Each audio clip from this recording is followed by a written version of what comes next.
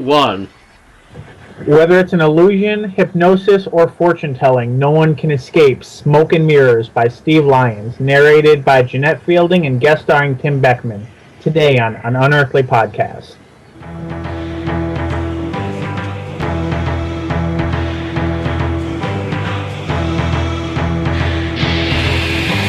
Matt, that's your cue. Quick, guys, bam, bam, total silence. It's just playing. It's playing, guys! Crying out loud! Ow. It's not playing it on Skype. Somehow.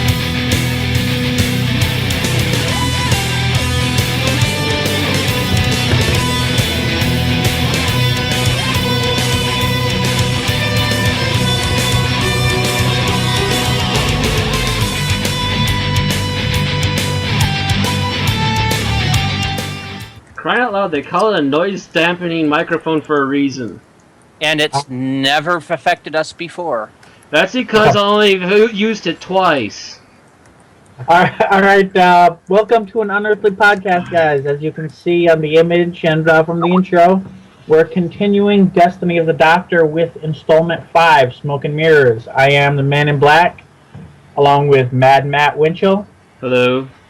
Ronson McCulloch. Always a pleasure. And Eli once again.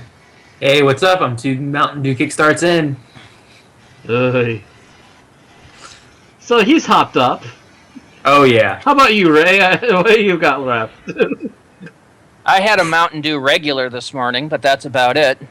Between the Kickstart and the meth, I think here I'm at good. an Unearthly Podcast do not condone the use of drugs as performance enhancers. Absolutely We do, not. however, think it's hilarious. I am also a heavy caffeine abuser. And even though I sell meth behind Walmart, I do not condone the use of it. Brisk, baby! So I think we've got some we've got some bits of news this week. BBC has started releasing teasers for the 50th anniversary special on their website. The first one was only a 10-second logo trailer, but a 1-minute trailer has been released within the last, I think, 48 hours. So is that basically the same thing as all the fan trailers that have been popping up for the past 6 months? Well, except for this is actually done by the BBC. Right, exactly. This is the official stuff. It has some more little hints, I think. I think the audio for it was actually recorded by Matt Smith for the teaser. Unlike the fan stuff, which is all pre-done clips. Right. It does show either redone or remastered or greatly regraphicked first 4 or 5 Doctors. Looking very nice in the clip. So yeah, if you could pass along any of that, because I can't find it. I'm searching BBC right now. Yeah, I haven't heard about any of this. It's on Go to bbc.co.uk/Doctor Who. /Doctor Who. Yes. That'd be a help for a start. Thanks for taking me there at all, BBC. Okay, there we go. And I think it's their main article is the Doctor Who anniversary special. It shows a picture of like all 11 Doctors, but you click on it and it leads to the 50 years trailer. Ah.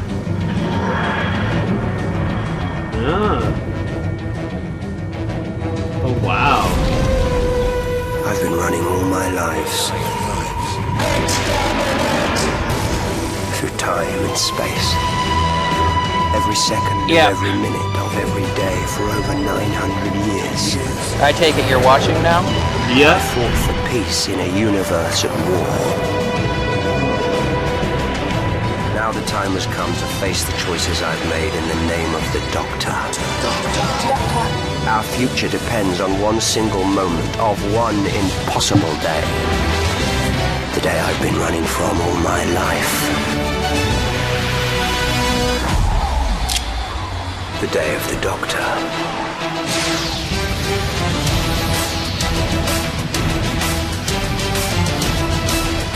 Oh, I like the new theme for this. Yeah, it was kind of a revamped classic. Yeah. I like that. It did look like, if not the footage being new, then it was certainly a very well edited thing. But it looked like a lot of that seemed to be fairly original. It Yeah, all looked, it all seemed to be very new and very well put together. And that was, what was that? All the doctors, and did I see Sarah Jane in there? Yes, you saw Sarah Jane. You saw a few other things. K9, of course. The doctors were not in order, so it seemed to be a bit of a random jumbly. Because it went like first to a brief image of second, and then to the fourth, and then to the third. It was like, the hell? Yeah, I think it was like fourth, third, then 10th. And while you're going to 10th, you can see a whole bunch of the others along the side. Ah. Because I for sure saw the 6th in there when we were going towards the 10th. This is actually the... And there was from Voyage of the Damned. Yeah, he had that intense look. This is actually the third trailer, not the second. But the other two were simply teasers of the logo. Apparently their big thing is Save the Day. So it's like one of the trailers is simply pound Save the Day. Hashtag Save the Day. Jesus. Going back to last week. And then the other one was just the anniversary special, 23/11/213. So nothing really big on those. But this one, yeah. Well, I have seen clips of Matt Smith and David Tennant talking. Oh god, they're like nerdy little guys. Well, we knew Tennant was a nerd. We knew Tennant was a nerd before we saw him. The fact that he was talking during, just before or after filming the Christmas special while wearing an Atari T-shirt. A classic Atari T-shirt. I mean, it doesn't get nerdier than that. For those American fans who might not pay attention or live under rocks or whatever, that date that Randy mentioned from the trailer does not mean the 23rd month and the 11th day. Considering there is no 23rd month, that would be big. But yes. That would be quite difficult, I agree. But yes, the United Kingdom and most other countries in the world put the day before the month. Although it was actually, there's been a movement to officially replace both dating forms, which was the long form year-month-day, and some people on the internet use it, and a lot of people just ignore it and revert to their own country's dating mechanism. I actually tended to use year, month, day, but that comes from old Star Trek fandom. It was what's supposedly official. Like, I'm not sure what the actual source that stated this was, but it was the 4-digit year hyphen 2-digit month hyphen 2-digit day. I actually like day.month.year personally. I've been using it for most of my correspondence. Yeah, because it's like the year, month, day. Right. It's a logical progression.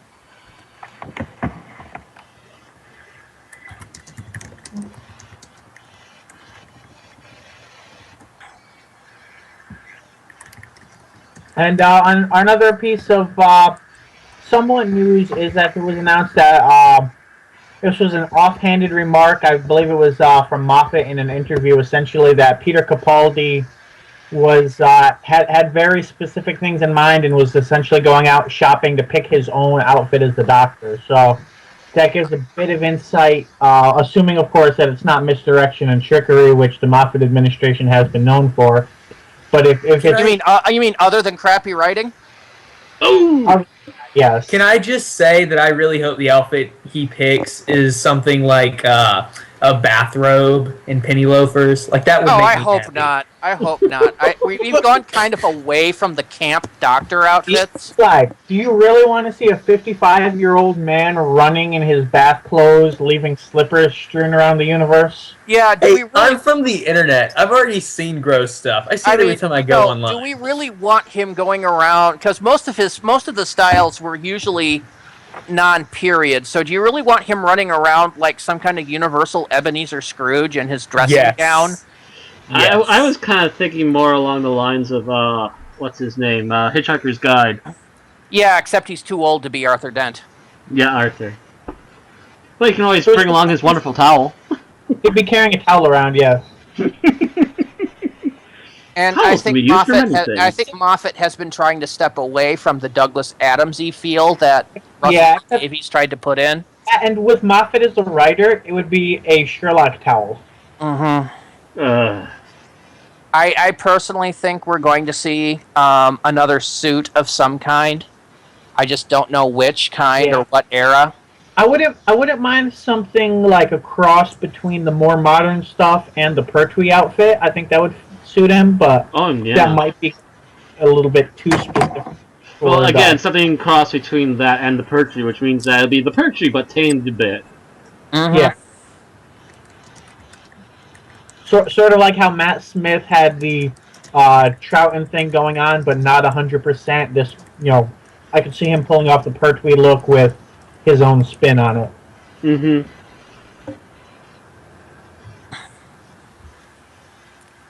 It's possible. I really can't tell yet. If he's being allowed to pick his own outfit, so we have no idea what he'll come out with. Right. As far as we know, he might not wind up looking like Simon Cowell. That would make me so happy as well. Although, one thing I'd really like to see, and this might just be me and my own fashion sense leaking through, but I'd like to see another Doctor that dressed in black and white. We haven't had one of those since literally the black and white days of the show. Mm-hmm. Pretty Like, much. not Also, I want the and whatever, but something Jersey Shore Doctor. That's oh, right. hell no! Oh, no, dude, no. I will lynch you. No. And on this day, I was no longer invited to the podcast. Though, if they were going to get an older guy to play the Doctor, you know who I would have gotten? Hmm. I'm afraid to ask. George Takei. Oh my god! Ah. I want to live in a reality where that is a common thing. It's just the apparently greatest I'm the veteran doctor voice. this week. Yeah, Oh my god! I want that. And make his outfit look kind of like Chairman Kaga from the No, original Iron Chef. you're not thinking this through. You can make the rainbow outfit. No, we've done the rainbow outfit. It was called the Sixth Doctor, and it hurt. Do it again. Do it again. No, I think Bill had a post a while back claiming the entire cancellation of Doctor Who on that outfit. maybe.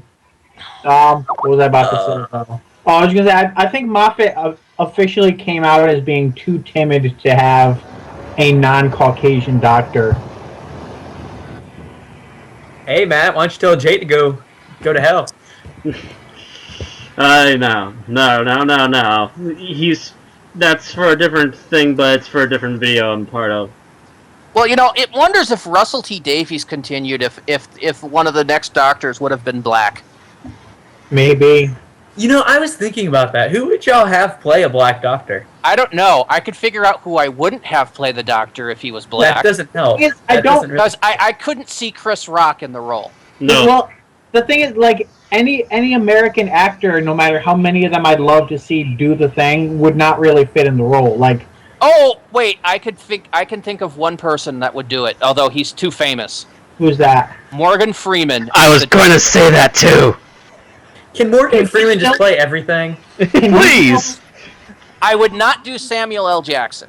Absolutely but- no Samuel. That would be the But- best. What are you talking No, about? he'd be Morgan- completely over the top and be back to Can rubbish Freeman again. still sprint? I would have Sam Jackson running unit, by the way. But can Freeman still? You're not the only Time Lord Doctor. But yes, Morgan Freeman would actually be pretty decent. Yeah, Morgan Freeman actually came to mind almost immediately. I was going to say that, but then all of a sudden you butted in and say, "Oh wait, I got one," and I'm like, "Oh." Lawrence Fishburne, maybe. But I think he's too passive. I think he'd be better as like the High Council of Time Lords or something He would like be that. great for Rassillion. Rassilon. Rassilon? Rassilon, my bad.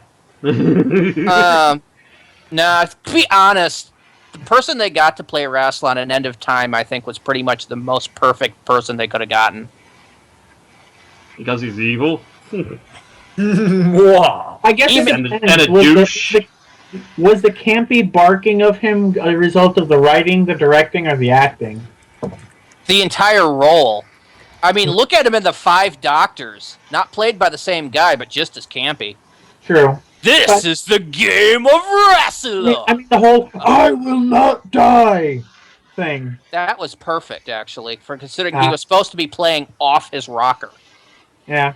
I watched that scene 1,000 times, and as much as everyone else bitches about the end of time, most of the Time Lord bits I find to be perfect.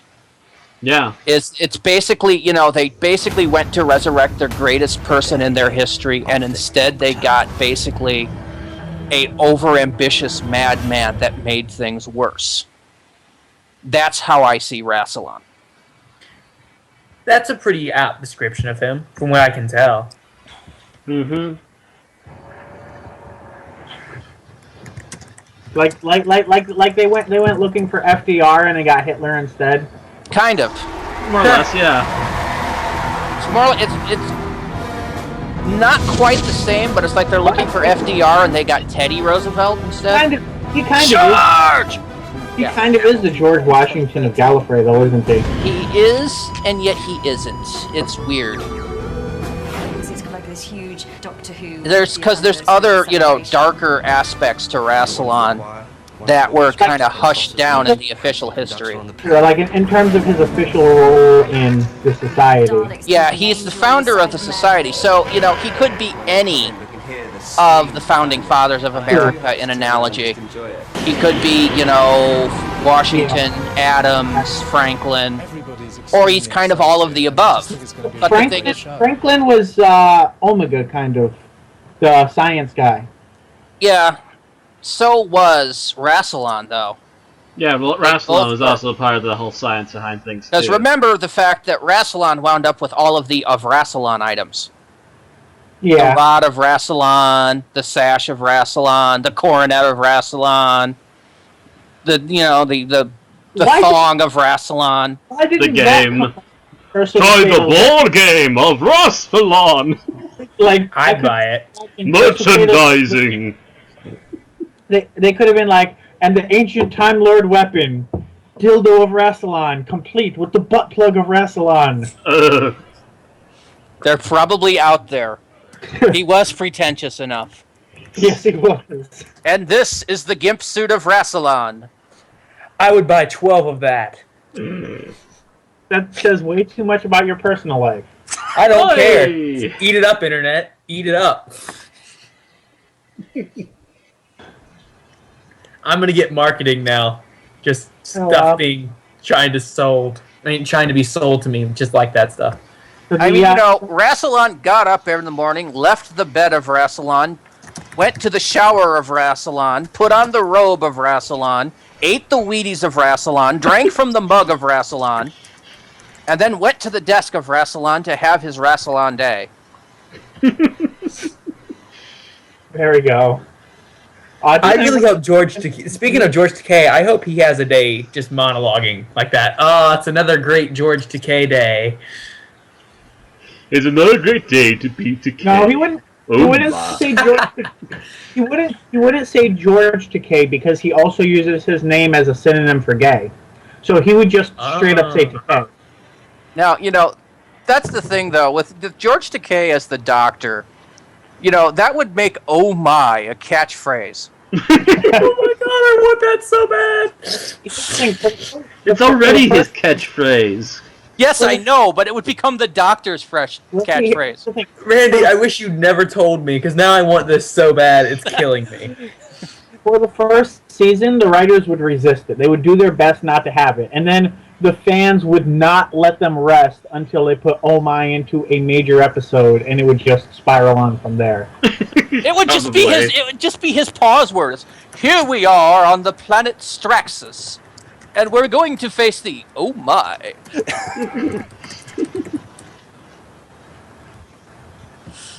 I do love the toga. I'm just picturing they bring back the Master. And he's like, I'm going to destroy you! No, the thing is, though, if Takei was the Doctor, there's only one person that could play the Master.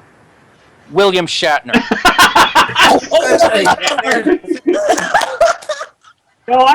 think Leonard Nimoy could pull it off. No, just because of the animosity between Takei and Shatner. I said that joke. I'm nerdy enough to get that. Yes.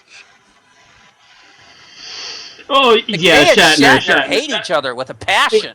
Randy, shut the fuck I don't up. know if they hate each other, but they definitely will not resist giving each other a huge jab when they deserve it. Not to mention, Shatner could perfectly bring back the camp era. Yes, that too.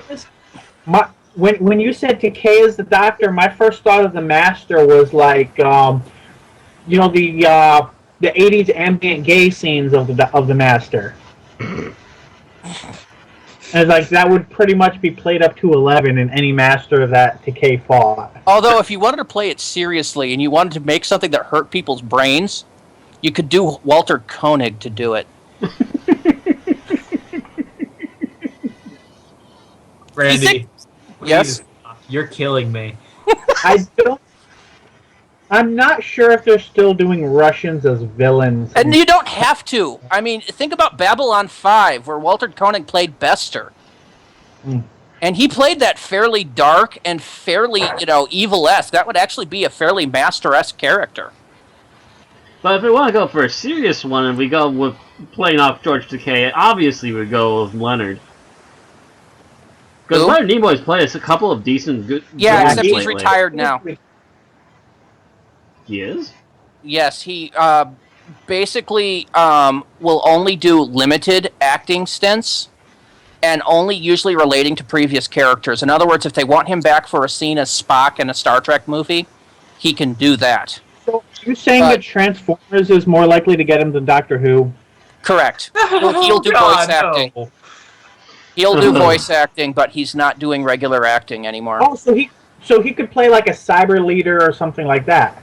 Oh. Except for the fact that he would have to remove Nick Briggs from the role, who has entrenched himself in. No. Just like a couple of small characters of these groups, Randy. Yeah. Not taking over completely. If Nick Briggs played all the Cybermen, and then they brought in bring in like Nimoy to be like the cyber leader. You know he'll play it like Unicron, don't you? Why not? Or he could even be the science officer. No. Make a new Cyberman story that revolves around the cyber planet. Get Leonard Nimoy to voice the cyber planet. Oh God.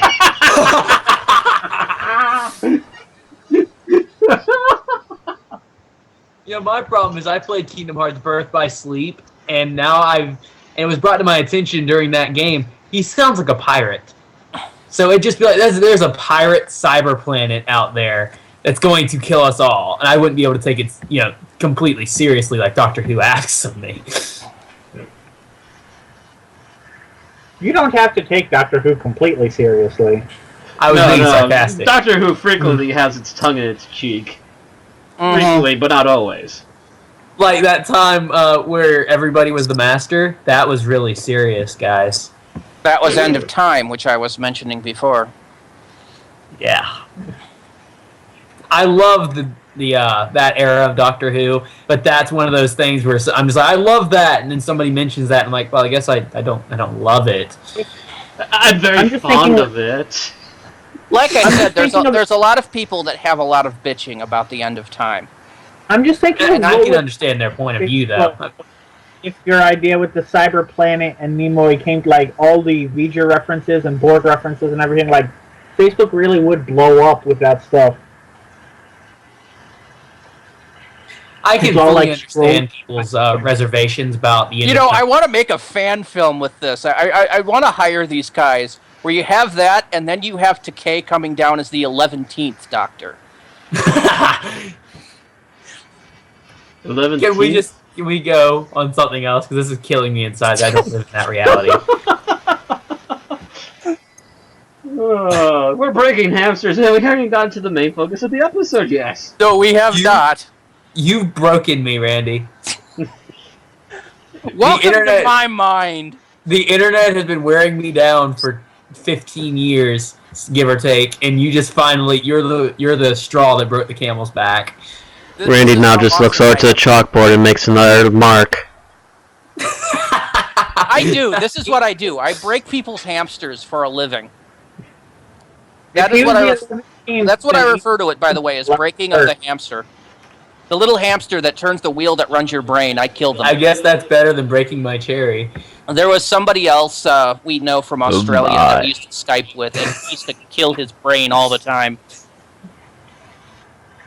I'm really happy that joke didn't get any recognition. Yes, I know. I was trying to talk over it. I thought you were talking about my joke a second, and I was going to say, hey. Nobody probably even heard or recognized mine. No, we didn't. We were talking over you, Bill. We're sorry. Yeah. Go ahead, Bill. Our host, ladies and gentlemen, we just talk over him. Well, I was just saying, he's important. Hey! And we're still doing it! When we're done. Let Bill talk. Says the voice of God. Who's not talking over Bill? Sorry, Bill, go ahead. You did it again! I'm just going to play Pokemon Y in the corner.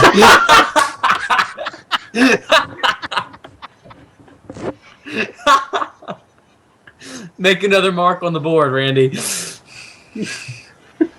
Okay, so I've managed to kill you. We've made Bill go hide in a corner. Just you left, Matt. Just you left, and the show is mine. Your head is in the crosshairs, Matt. 3, 2, 1, shoot! Okay. I'm just picturing like a world where Randy has finally defeated the Unearthly podcast, and he just like, now I think X. Don't you all agree? And we just go, yes, Randy. Oh, I just used the various personalities from my head. You're Deadpool. You'd be surprised. Head there, man. All of our conversation topics from the pre-podcast blowing off steam are leaking into the podcast. I told you it happened. I predicted this. Now we're going to start talking about whether or not the TARDIS runs on Windows 8. No, it's definitely XP. Oh, hell no. It's like Windows 5000 from the future. Although that would be a great little bit where you see the Doctor pressing buttons on the TARDIS, push something, and you get the blue screen of death. Or the red ring of death. Or you hear the dial-up internet modem sound. You just see the Doctor, oh, bloody hell, picks up the phone. Who picked up the phone? Then No, again, he picks up the phone, and it's just like, thank you for calling Microsoft. All of our customer representatives are busy. Please hold. That is so not what would happen. It would be, please wait while we connect you. Some music, and then be, hello, my name is Bob. It's Microsoft, not Dell. we know that the hardware is made by Magpie from the future. I don't know about the software. Okay, so the fifth audio book thing. Yeah, all right. So, I like the Fifth Doctor. yes, the Fifth Doctor, his era. The Fifth Doctor took over in 1982 following a 7-year run by Tom Baker. During this time, there was a lot of people that were watching the show that weren't really familiar with the concept of regeneration anymore and was wondering what the hell was going on. With Tom Baker being the massive, charismatic force of nature that he was, Peter Davidson had his work cut out for him. Big freaking job. Even after a season in which they did their best to downplay the Doctor for a full year leading up to the resurrection. Yep. Regeneration. And really, so he played a more quiet Doctor than Tom Baker's, a little less sure of himself, a lot younger. This was the youngest Doctor to date until Matt Smith, by the way. He was the youngest Doctor by 11 years in terms of starting age at that point. And yeah, he was the youngest ever until 2010. And he kind of played it with a bit of whimsy. He was more serious than Tom Baker. Whereas, there was still comedy in the show, the fact that they couldn't get the TARDIS to go anywhere, but he himself tended to be more of the straight man. Right, he didn't play 100% straight, as you can tell by the best-known ornament on his lapel. Mm-hmm. but a great deal more than Tom Baker, who essentially had everything except for clown makeup as the Doctor.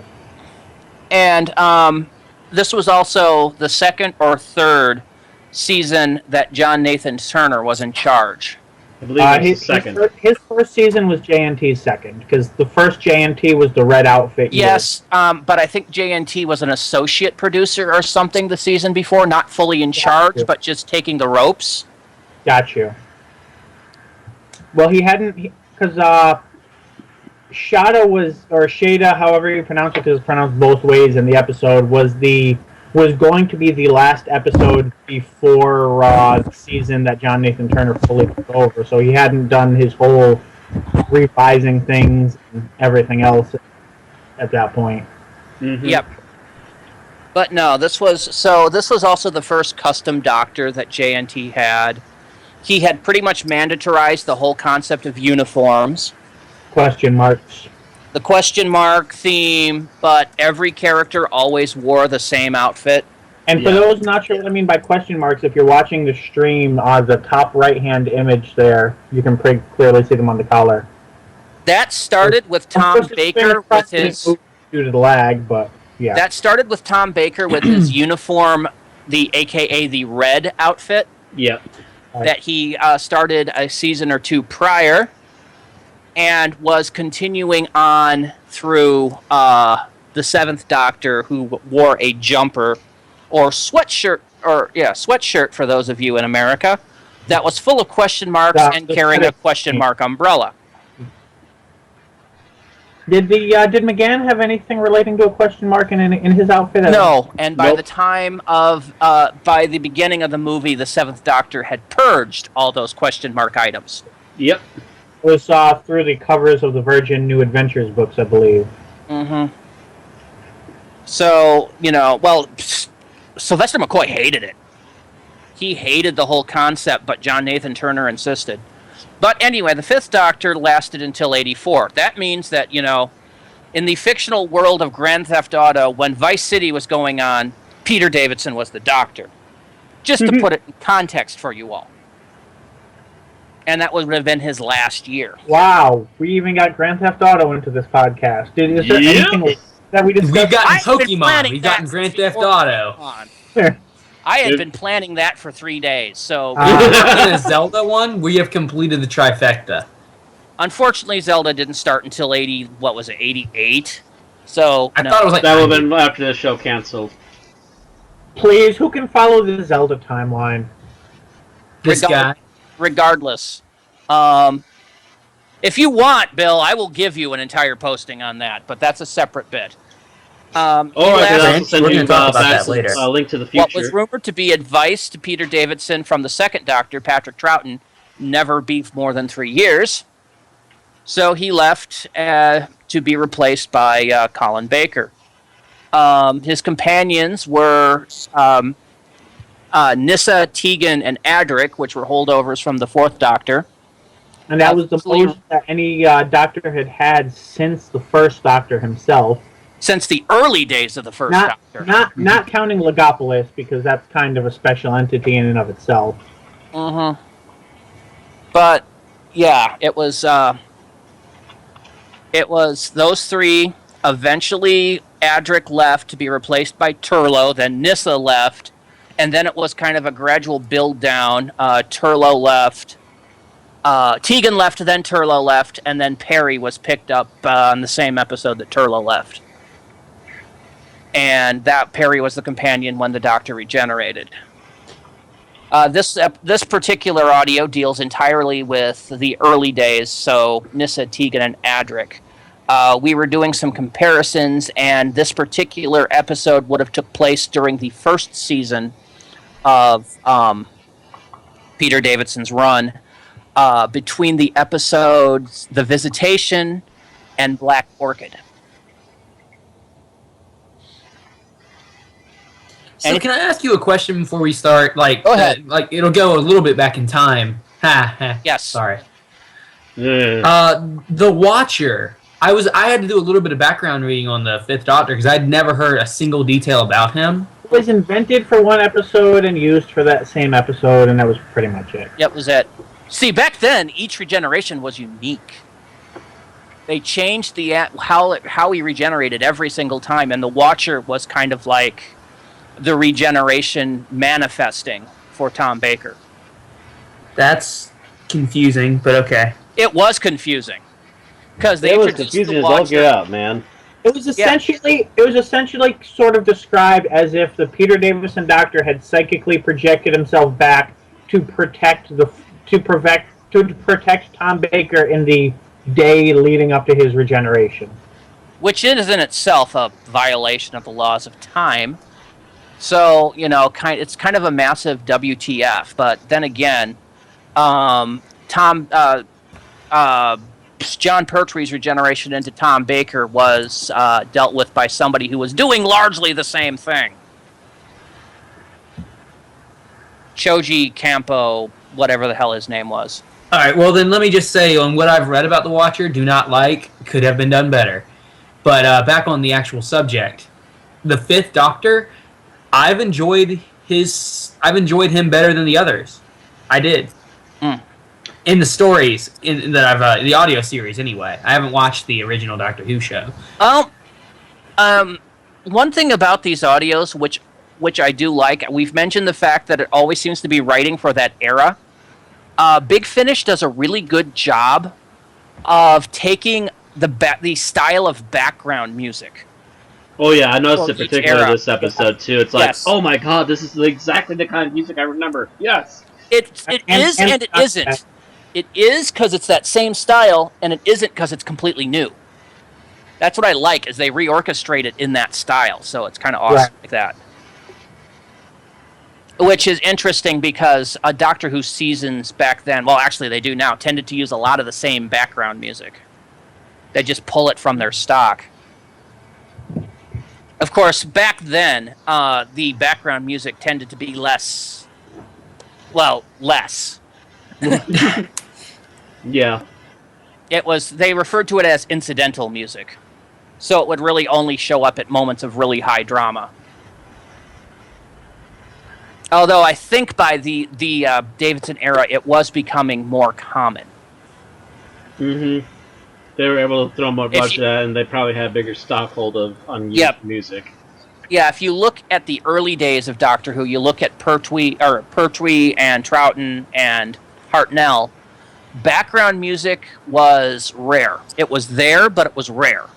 It was there either when there's high adventure moment going on, a very horrific moment going on, or a very happy moment going on. I think the Hartnell era was in one certain serial. Mm-hmm. Oh god, are you thinking of the Gunfighters again? Yes. Bad Bill, we may have to kill you now. Hey, I'm getting lynched. Bill's getting killed. It's a hell of a massacre over here at the Unearthly So far, podcast Matt's the only one with studios. Templon that hasn't gotten in my sights yet. Of course, Matt should be the one to worry because I know where Matt lives. Oh, do you It's now? kind of like it's going red wedding over here really fast. Oh. Okay. Do we want to talk about the convoluted history of Tegan or of any of the other companions a bit before we go on? Well, I've mentioned it when I think we did Resurrection of the Daleks, didn't we? A little bit. I know it's been discussed in unrelated podcasts and stuff. When we did first shot? I'm not even sure. Do you mean the history of Tegan or the history of Janet Fielding, our narrator? Of the characters. Of the character, okay. Right. Tegan, probably of all the companions of the Doctor, had the worst life, or the worst running ever. She was technically a companion twice, because she was dropped off for an episode with a 1-year skip. If anybody had a worse time as the companion, it was probably Martha.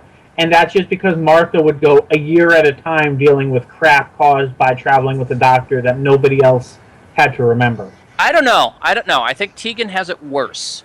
Because it starts out when she joins the TARDIS crew with she's trying to get to the airport in order to make her life's career, the career she's always wanted, and as an air hostess, She big stops addition there. She stops in to call the police, and as a result, her aunt Sure, gets murdered. yes, because her car gets a flat, her aunt gets murdered by the master, and that's Oh my god! That's pretty much how she gets introduced to everybody. She winds up going on this massive trip to Legopolis with the Doctor, which winds up with him falling off a building and regenerating into this new guy. And then them taking him halfway across the galaxy for rehabilitation or recovery, which turns out to be a gigantic death trap turned out by the person that killed her auntie. They spend what, the next 2 years on screen For the trying next to get year and a half, 2.5 years, or a year and a half, something like that. The Doctor's basically trying to get her back to the airport on time and failing. During this time, she gets to know and becomes friends with the other TARDIS people, one of which dies by Cybermen. Yep. During that time, Hey guys, hold that thought 1 second. I have to step out. Oh, okay. Just continue discussing while we'll keep going for a minute. Okay, during this time, she is mentally possessed by an evil snake being, not once, but twice. She gets back to the airport, loses her job, comes back to the TARDIS crew with the death of her cousin by a renegade Time Lord. Watches as one of her friends contracts one of the worst diseases in the history of society, recovers from it, and then stays to become a nurse. Picks up this asshole of a boy who acts like a whiny little brat, and then proceeds to watch as a bunch of people in her own time era basically get massacred by the Daleks in basically one of the most bloodiest episodes of Doctor Who ever. And at that point, she decides, I quite had enough. I'm done. And the one thing Randy left out of there is at one point they do make it to Heathrow, but they're 200 years early, so she gets, I'm pretty sure Actually, she's that the one was relatively common. Yeah. But, and I think at that time she ends up getting taken hostage by the local alien, right? Was that her? I think so. I don't know if it was her or Nyssa that got captured, actually. I haven't watched that episode in a while. Oh, the one at the airport, right? No, the Visitation is the one he's thinking of. Yeah. And I haven't seen it. I own it, but I haven't seen it in a few years. Got you. I know somebody gets captured, I just don't remember who. And I think that's the, if I'm remembering right, that's the one Fifth Doctor story on Netflix. Yeah, probably. Anyway, regardless, she had a horrible, horrible time with the Doctor. And basically just said, that's it, I'm done, I'm leaving, goodbye. And ran off. And that was the end of Tegan that we saw in the show. Now, similarly, Janet Fielding had a rather horrible time with the production of Doctor Who. During that time, of course, they were trying to write for 4 people, then 3 people, then 2 people. John Nathan Turner was constantly pushing everybody. And I don't believe she was fond of Eric Soward, who was the script director at the time of her departure. All in all, she chalked up her life as a Doctor Who companion to be basically a massive mistake, and it actually got her out of acting. By the mid-90s, Janet Fielding was working as a talent agent for other actors. One of her clients was a man we will know by the name of Paul McGann. In 1996, Paul McGann got offered the job of the Doctor for the 96 telemovie. Janet Fielding told him not to take it. That Doctor Who would essentially ruin your life. And Paul as McGann, a giant F you, he went ahead and did it anyways. Correct. Which is how Paul McGann is known as the 8th Doctor and also known as the Audio Doctor. It has only been within the last, I think, 2-3 years, maybe 4, that Janet Fielding has returned to the fold of Doctor Who and recording audio adventures for Big Finish. It's amazing how Big Finish works like that. Mm-hmm. One of these actors will resist for years going, I don't need to do that. I'm done with this. I won't do all this. You ruined my life before. You'll I'll really only do it again. 2 or 3 episodes for you. Oh, I quite enjoyed that. Well, sure, I'll come back and do more. Because that's the way that they got the 8th Doctor originally, who was not signed up when Big Finish first started. Mm-hmm. That's the way they got the 4th Doctor most recently. That's the way they got Janet Fielding, and that's the way they got at least one of the other companions. I still want to see the conversation they had with Colin Baker to get him to come back to something Doctor Who related. Oh, He I was bet there you they from the didn't try very beginning. hard. I know, Colin but- Baker was there with bells on. Yeah, but Yeah. like I can't imagine after his actual tenure on the show that he was just like the first thing was like, oh, they're doing something Doctor Who related. I want to sign up. See, I've read stuff about Colin Baker, and he was a huge fan as soon as the show even started. So I can already see him going, oh, and these other guys are already having a blast doing it. Yes, bring me, please bring me. Well, Woo! Colin Baker was one of the first ones to actually start making Doctor Who products outside the main universe. He was the big star of the BBV with his series that was known as The Stranger. And was that around the same time Sylvester McCoy was doing Adventures in Time and Space, or was that later? That was just before. They started doing that while Sylvester McCoy was still on the air. Mm-hmm. Okay. And because it was supposed to be the renegade continuation of the 6th Doctor era. Sylvester McCoy started after the show was canceled in '89, after which the BBC noticed what they were doing and said, stop.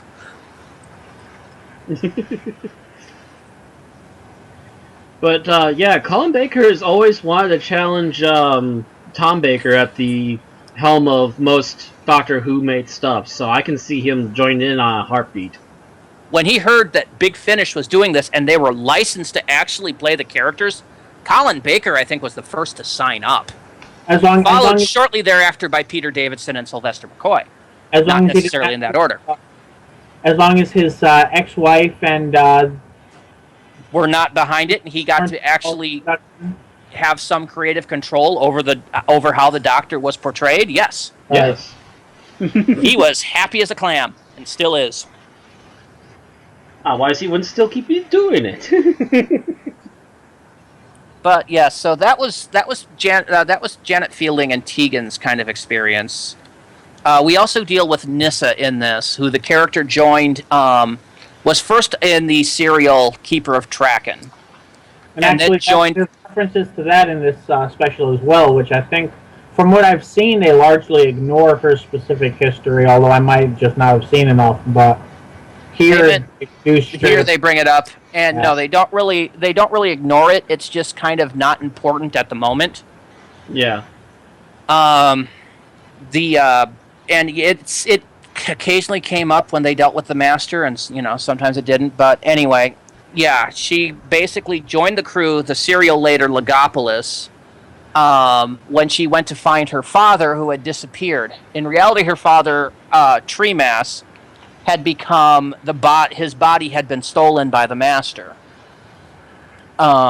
making him regenerate into the younger Anthony Ainley Master. That was the kind of the 80s Master. Oh, wow, there's actually a couple of cosplays for her. The Master then proceeds to destroy her homeworld along with a third of the universe. And yeah. Then she winds up traveling with the Doctor, occasionally dealing with the Master and everything else, until she comes down with Lazar's disease due to exposure in Terminus. Finding out that the radiation on Terminus could cure her, she overwent this dangerous treatment, and then decided to stay and rehabilitate Terminus into a proper hospital. And that's where she left. She was always kind of the backgroundy companion, to be honest. And so basically there to be the traditional likable companion likable companion and the brainy one. Yeah. Mm-hmm. She's Velma. Because she was an alien from a more advanced world than Earth. She's Velma from Scooby-Doo, really. Although she did, while contrasting Glassar disease, strip down to her underwear for most of the final serial, as the actress has said it as a special goodbye to all the fans. I'm saying Sarah goodbye Sutton with my has ass. actually said that has actually said that in the thing that she did that as a goodbye to all her male fans. Yes, this picture here. Why didn't Martha do it? That's all I want out of life. Anyway, that takes us to the final companion featured into this piece, Adric. I'm really interested in Adric. He was pretty cool. Adric started... If Mythos Velma was Adric Scrappy? Kinda? I'd say he's at least Fred. He's actually a combination of Shaggy and Dexter from Dexter's Lab. I was hoping you'd say Dexter Morgan. Damn it. No, he's not much of a killer. He's a little bit of a coward sometimes, which is where the shag comes in, but he's basically a huge genius. Adric doesn't even come from the universe that Doctor Who takes place in. He comes from a parallel time track called E-Space. The Doctor and Romana picked him up in E-Space on the serial Full Circle. And he decided to see the universe with the Doctor and Romana. Eventually, Romana elected to stay behind in E-Space, while Adric and the Doctor went back to normal space, or N-Space. And shortly thereafter, the Doctor regenerated into Peter Davidson. Adric was always kind of the brain. He was a cross between Shaggy and Wesley Crusher. And not always in the good way. Because Adric was a genius, he was also a bit whiny at times. And this particularly got bad by Earthshock, where Adric was whining that he wanted to go home. And the Doctor was saying, don't be silly, you can't go home, it's an entirely different time continuum that I got to by accident. You knew you couldn't go back when you elected to leave with me. This, of course, doesn't do Adric anything that he doesn't think he can fix by putting his mind to it, and basically gives the Doctor an idea of how to safely return to E-Space, when unfortunately he's killed while basically trying to prevent a ship from crashing into prehistoric Earth, which is actually a part of history, as that ship is supposed to be what killed the dinosaurs. Yep. So not only did he died trying to prevent something that couldn't be prevented. So he was an idiot at the end of his life. It is one of the most pointless deaths in Doctor Who ever, and yet one of its most tragic moments. It's one of the few times in Doctor Who history the end theme was not played at the end of the Doctor Who episode. Mm-hmm. Just a black screen with his broken badge for mathematical excellence and dead silence. And it was done as a tribute to the character. Now, the fact is that a lot of fans didn't like Adric because he was a bit of a whiny brat. But then they replaced him with Turlo, who was even whinier and even more bratty. There has got to be some medium or some story, it could be comic books, movies, shows, I don't care, where they have a child character who's not just like weighing everybody down. Well, no, if you think about it, most of the main characters since the 80s have been whiny. I mean, we had Adric, we had Turlo, and then we had Mickey. And to answer back about the finding kids that aren't whiny, about the only one I can think of is the little girl from the 4th and 5th Halloween movies, but that's a totally different subject. Yeah, we'll talk about that later. Mm-hmm. But yeah, so yeah, whiny male sub-protagonist seems to be kind of a recurring Doctor Who theme. We either get the whiny male protagonist or we get Jack. Talk about the other end of the spectrum, people. Or we get, well, does Harry Sullivan falls on the whiny side, or? No, Yeah. This was starting with the 80s. Harry wasn't that whiny. Harry was a unit holdover. Actually, let me quote Tom Baker for you. Harry Sullivan's an idiot! But no, Harry Sullivan was a No, imbecile. was a naval doctor that was basically supposed to help the Doctor with his regeneration, and was a social throwback. He was your Ian Jamie Benton character. He was kind of like our man. He was kind of like our man Bond, but as Harry. So he tried to be Bond and failed. But he had that very sexist attitude, and it was meant to be kind of creating a bit of conflict between her and Sarah Jane, who was supposed to be progressionist, but that had kind of been dropped by that point in the show. So it didn't work. And originally they had cast him because they thought they were getting a far older Doctor with Tom Baker, until they cast Tom Baker. So they had hired him on to be the young male lead, and then discovered they didn't need it. So that's why he was taken out after only a season.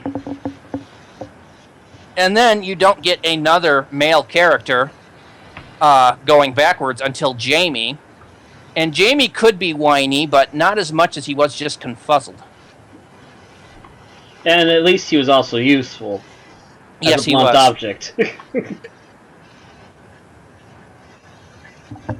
So it was really since the 80s, all the male characters have been kind of these whiny boys. Rats. He included. Or yeah, Mickey Jack included. I was Harkness. just gonna say, yeah, Mickey.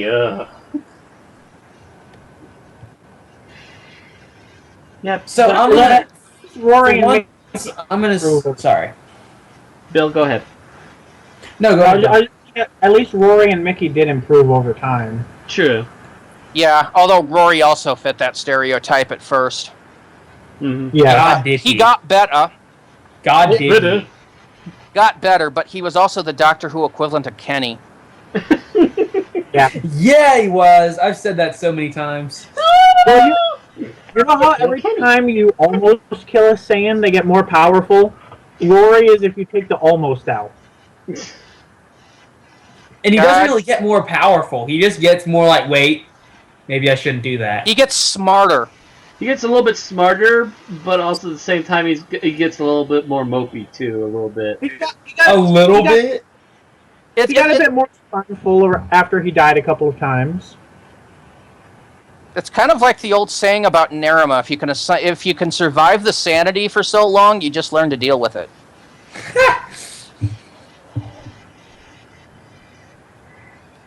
Well, he's Anyway. survived it, what, 4 times now? Oh, that's just a weekend for Rory. Yeah, Rory.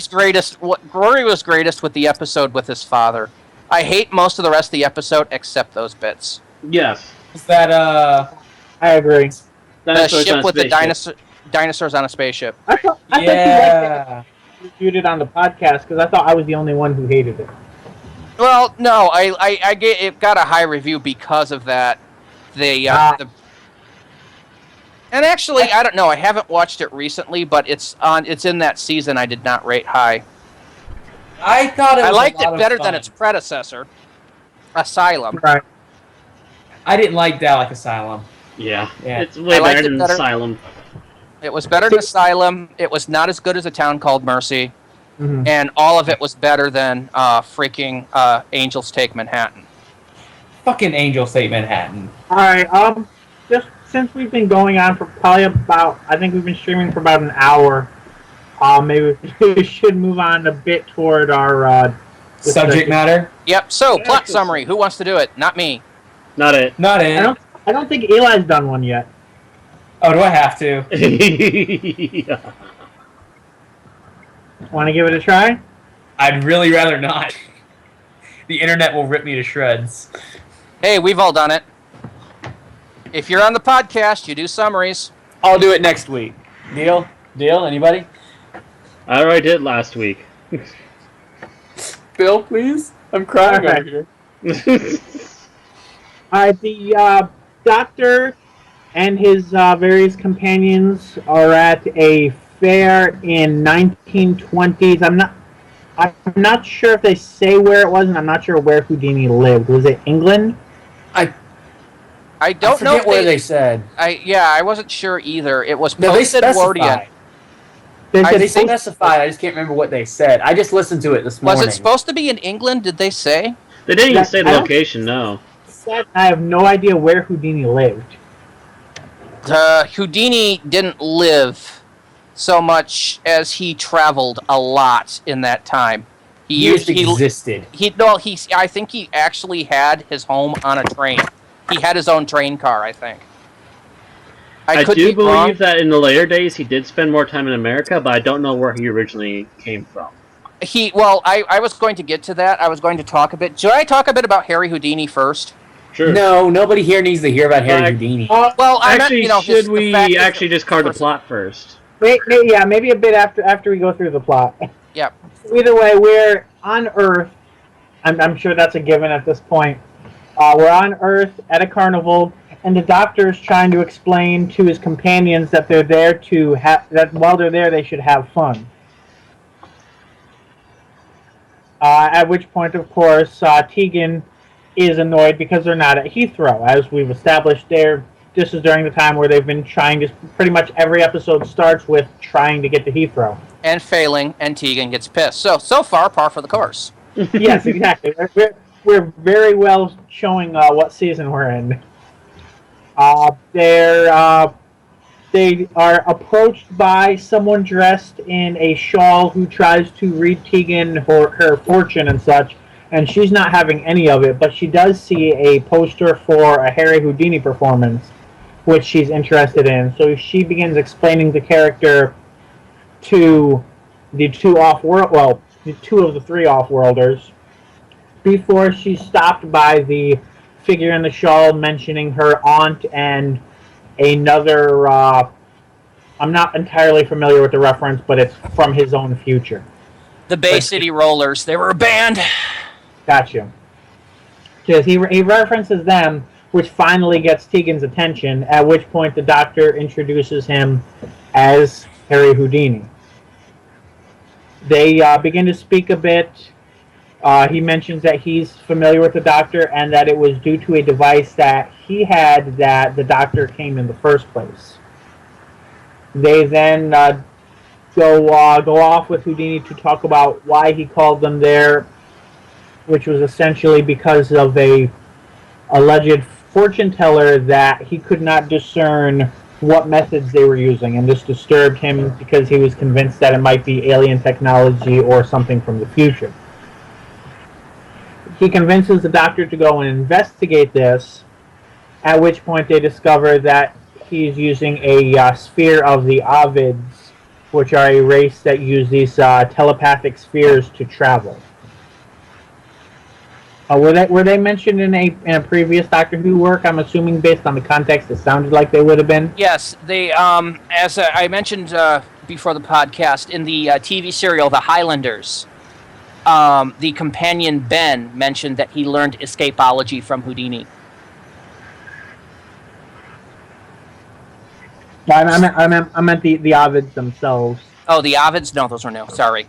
Okay, those are and that's an interesting thing about this serial. They talk as though there are well documented adventures that they're referring to, but there seems to be a lot of things that they're actually created just for this. So they might be things that Big Finish might do later on, but they're not actual episodes or anything of that nature, despite the fact that they reference both Ben and Polly and Joe Grant in this story.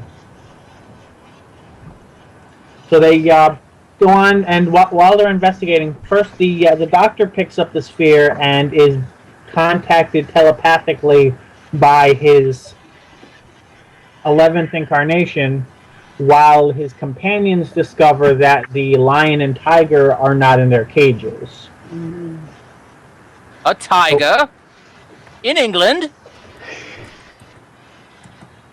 And by the way, the location was in England, Okay, at least according to TARDIS info file. gotcha. Okay.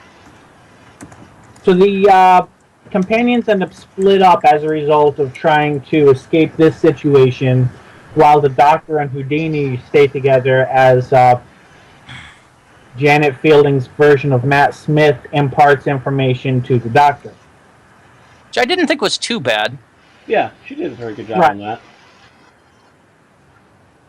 While they're split up, Nyssa discovers somebody who she thought was dead who knows enough about her to reference her dead planet, which is the Master. The Master hypnotizes Tegan and over the course of the next few sequences manages to capture Adric and Nyssa. Adric and Tegan as well. I think I said Tegan when I meant to say Nyssa earlier. Yep. Houdini, meanwhile, brains the Doctor, who's already showing signs of suspicion, wondering what's going on, and he then ties him up and goes to push him into, was it a river or the ocean? I think it was a river. That's pool of water of some sort. Yeah, so he goes to put him in a box and push him into the water, basically saying that if he's half the man and hero and such that he claims to be, then this will be no problem for him, as Houdini is able to escape that. As the Doctor, he also reveals that he's been working alongside the Master, who has essentially turned him against the Doctor. As the Doctor goes under and seems to be dead, Houdini begins to have second thoughts and starts to realize that he might have been played and that he might have been holding his heroes to too high standards, at which point the Doctor does escape and they rush off to find the companions and the Master. During this, Adric throughout this whole time, when the Master has been speaking, it's been in the form of what seems to be a ghost, at which point Adric uses his mathematical excellence to track down the source of the illusion, yet he still can't find the actual Master. He has a struggle with an incorporeal form of the Master, from which he eventually escapes by, it was either Tegan or Nyssa destroying a mirror that was being used as part of... I think it was Tegan. This is a Tegan-centric episode. Yeah, and Nyssa was being controlled. Okay, so Nyssa was still hypnotized at this point. Yes, throughout the entire time, Tegan is essentially urging Nyssa to fight against her hypnosis, and eventually does succeed. Of course. Once they do break the mirror that's being used in the illusion, essentially hell breaks loose, and a psychic storm is essentially being conjured, which only the Doctor is able to stop. They discover that essentially the Master was using the sphere to project himself into into our universe, as he's currently trapped in the end of Castrovalva. And that he had hypnotized everybody at the fair. Houdini managed to convince them that they were all part of his act, and that they couldn't remember that. The Doctor reveals that he had stolen Houdini's lockpicks as a method of escaping his trap, because he did have his suspicions. They reconcile and become friends again, and everyone goes off to their own respective adventures. Did I miss anything important? Nothing I can think of. No. Oh, you left out that they apparently can outrun a tiger. I didn't know that was No, something you they never can do. have to outrun a tiger. You just have to outrun your friend. But see, it would have been... Ouch. See, I want the heavy metal version of Doctor Who, where he just, like, kicked her in the leg and was like, I don't have to be fast. But he's like, he'll outrun it. And I'm like, the hell he will. But hang on one second, my laptop is dying, and it does not want to use my charger. Okay. This could get awkward. Who's Okay, Yeah, so who's, let me mention a little bit about Harry Houdini in real life versus the fictional one that we've seen. IRL? Yes, Harry Houdini was actually born in Budapest, Hungary. Ah. He was born Eric Weiss. And he came to America when he was 4, and actually lived not too far from Matt and myself in Appleton, Wisconsin. Really? Yes. Okay. He considers Appleton to be more or less his hometown. Because he lived there until he was a teenager when his parents moved to New York City after becoming Americanized, actually getting American citizenship. Funny thing to note, Which my was- sister lives in Appleton, by the way.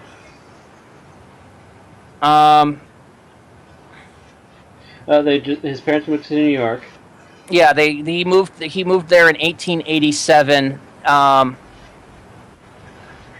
after having lived in Appleton since 78. So he lived in Appleton for 9 years.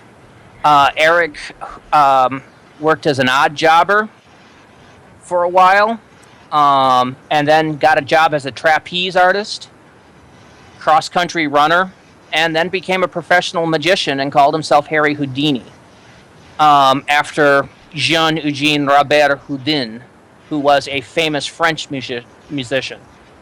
Harry seemed to be a nickname that he got because his name had gotten changed to Eric, or Harry, or Harry. But so he basically became Harry Houdini. He was, great illusionist, great escape artist.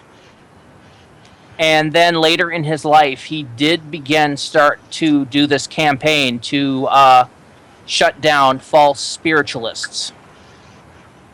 Yep. He was at one point going to be working with Lovecraft to write an entire book on it, which was to be called The Cancer of Superstition.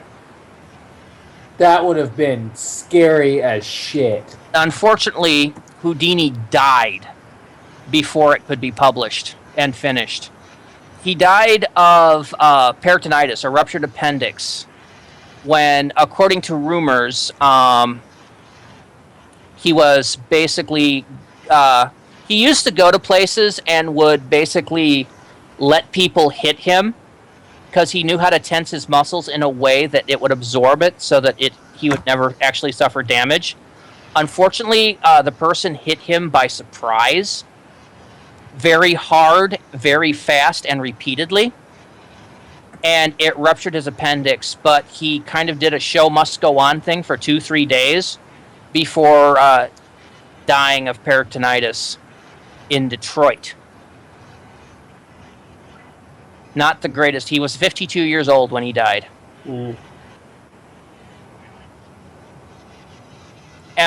Since then, his props and his legacy have gone to many famous magicians, including some that you might know. David Copperfield has a good chunk of Houdini's stuff. Yep. And who else was it that had some of his stuff? Never mind. It's mostly Copperfield that has it now. And the rest of it, I think, is at the Houdini Museum in Niagara Falls. And that's Harry Houdini for you. So, on to what we thought of the episode. And we'll be actually, I would add in one more thing about Harry. Sure. He actually had a very close affiliation with his mother, and he was quite crestfallen after she had died, and it is slightly mentioned during this episode. And he also frequently on the side would dabble with things to try and communicate with the dead. Oh, that was actually a fairly major part of the story. Yep. Okay, so it does sound like a lot of these seemingly random elements here were actually straight from his life then. Yeah, Mhm. they based this in the 20s, and by that point he had already done most of his most famous routines. He started the Warder torture cell in 1912, which is his most classic and famous escape. Right. The buried alive stunt he first did in 1915. He then did another variation of it in 26.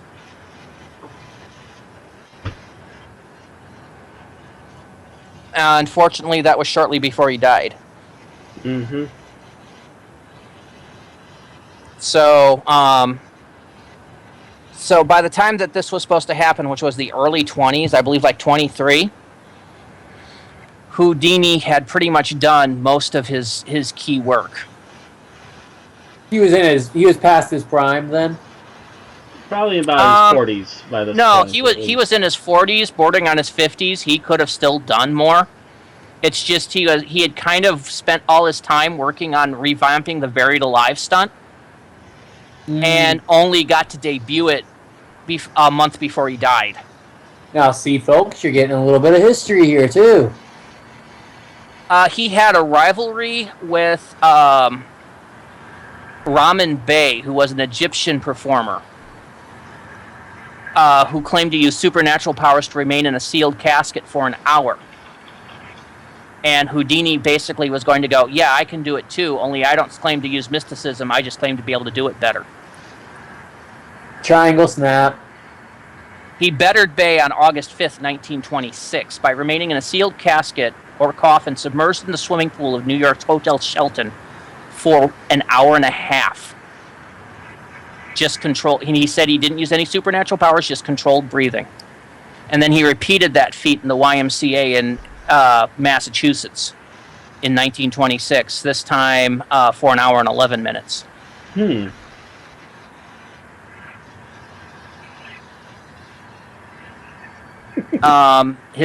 had just actually was revamping the Buried Alive again. It was going to have him being escape after being strapped in a straitjacket, sealed in a casket, and then buried in a large tank filled with sand.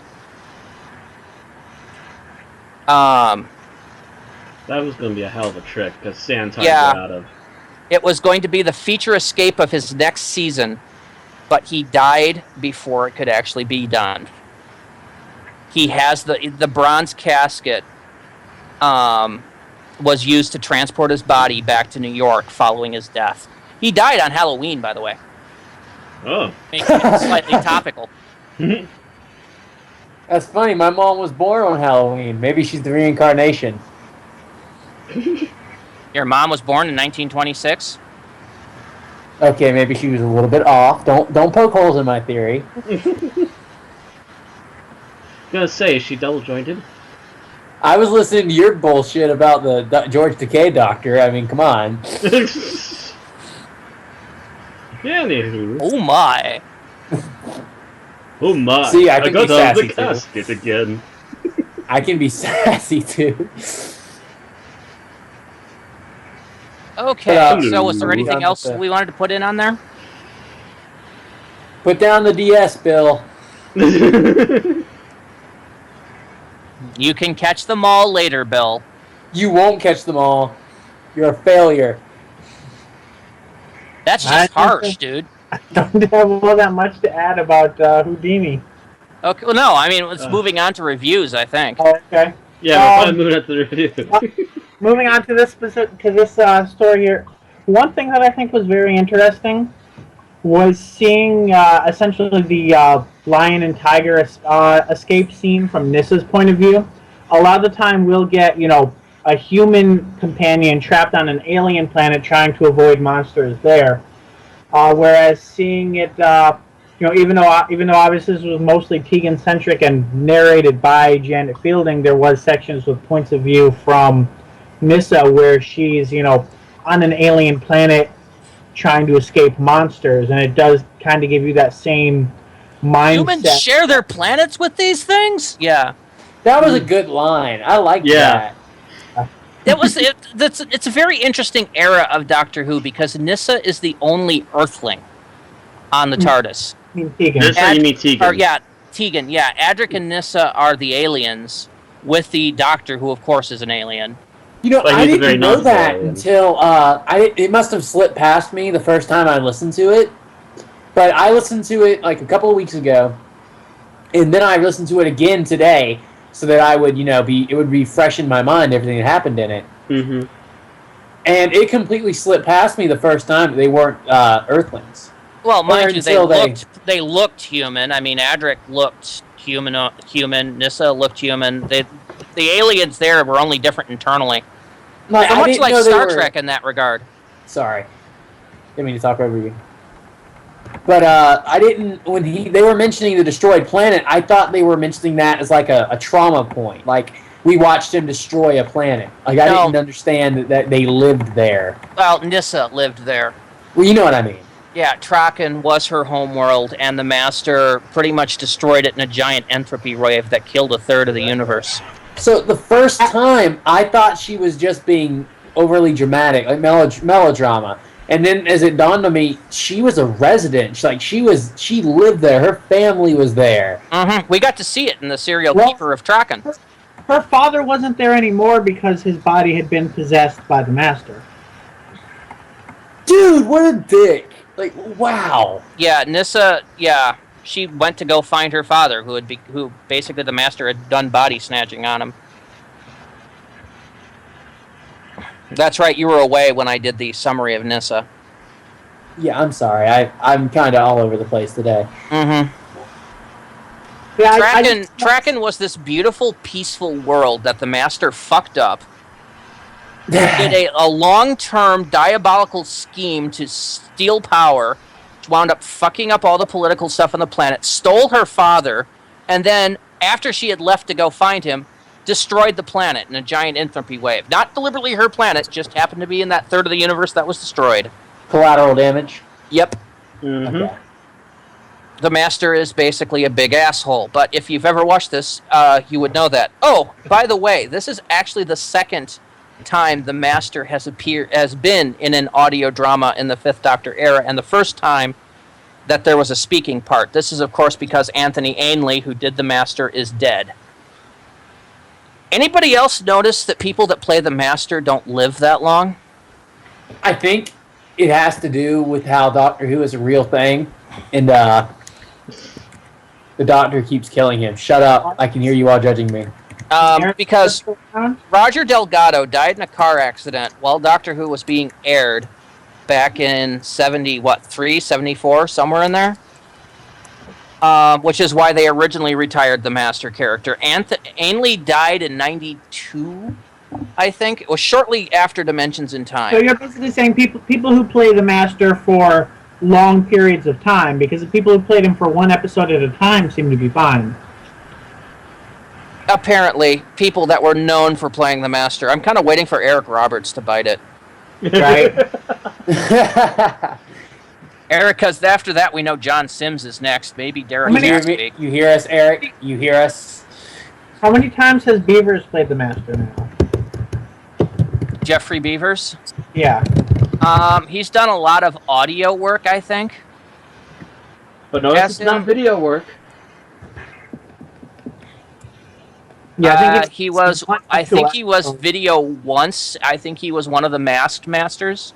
Yeah, he was. It was either. It was. I'm not sure if it was him in Deadly Assassin. He was in Keeper of Traken. Okay. So the better makeup. I don't know. I thought the Deadly Assassin makeup was the better of the two, and Beavers just had to wear the Deadly Assassin mask, which didn't quite fit his face. That's usually the way it works in Doctor Who audio productions. I could have sworn. No, maybe it's just me. Maybe I'm just thinking of the wrong mask. I don't know. Okay, he's done six audios, not counting audio books. Sure, you weren't thinking of Davros, Matt? No, I'm sure I'm thinking of the Master. The zombies bug-eyed look. Yeah, both of them had that. Hey guys, I'm really sorry. I have to step out one more time. Y'all can review, do your section of it and give me the cliff notes. I'm really sorry. I'll be right back. Yeah, because I thought he was using the same mask as in Deadly Assassin, only it was because of Beaver's face, it was even more pop-eyed than the prior one. I remember one of the Deadish Masters looked really good, though. I would think it was Deadly Assassin, because they had to custom make the mask for that one. I wouldn't think so, because I remember that being the silly, still bug-eyed thing. Go to Wikipedia and look up the Master, because they show the Peter Pratt Master, which was Deadly Assassin, in there, and I think that was the better of the two masks.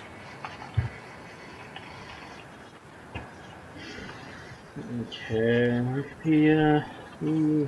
What I'm seeing is that Deadly Assassin had the eyes bugged out more, whereas in Keeper of Traken, he basically just looked like a mummy without his bandages. Yeah. I just googled them both. If you Google Deadly Assassin Master and Keeper of Traken Master, you get a clear comparison. They're actually both on the Master Wiki page. Just one at the Peter. I just tried looking for the Master and the Master Wiki page. No. Fictional characters, there we go. See, they're only showing one of them, at least there. Nope, if you go down, there we go. Quest for New Life, there's the Jeffrey Beavers version. See, now I just saw the Keeper of Traken one, and I like that one better. I like the Peter Pratt version better myself. And the other one's at the top, and it's just this really ridiculous bug-eyed thing. I think the Deadly Assassin one is more memorable, whereas the Keeper of Traken one is just your basic dead guy. Yeah, I guess, maybe. Yeah, because he was supposed to be so withered that he was basically just a skull in the Deadly Assassin version. And then the Peter Pratt one just looks like they just slapped a bunch of makeup on him to make him look like a zombie, and there you go. Well, the fact that you also actually got the Master actually being able to look at things and actually having lip movement was nice in my opinion, whereas I thought he had lip movement. I thought he had lip movement in that one. Not that I can remember, not very much, though. Looking at the image, his lips were completely stripped in the Deadly Assassin. He had no lips. Yeah, so you just barely got a little bit of mouth wiggle. You got his jaw movement, and that was basically the only movable piece in there, it looks like.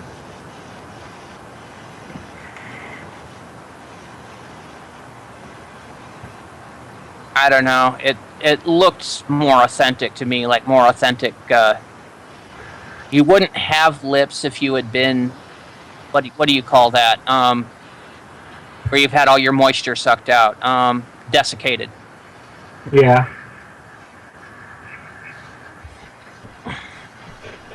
I don't know. Maybe I'd have to actually go back and look at both of them to really judge them again, because it's been at least 3 or 4 years since I've seen those episodes. But I can recall just by looking at them that I preferred the Keeper of Traken one by looks. I haven't watched Keeper of Traken, but when I watched Deadly Assassin, I did agree that it seems somewhat off. I wasn't really a huge fan of it when I saw it in motion. Mm-hmm. Keeper of Traken I have not yet seen, so I can't really judge that.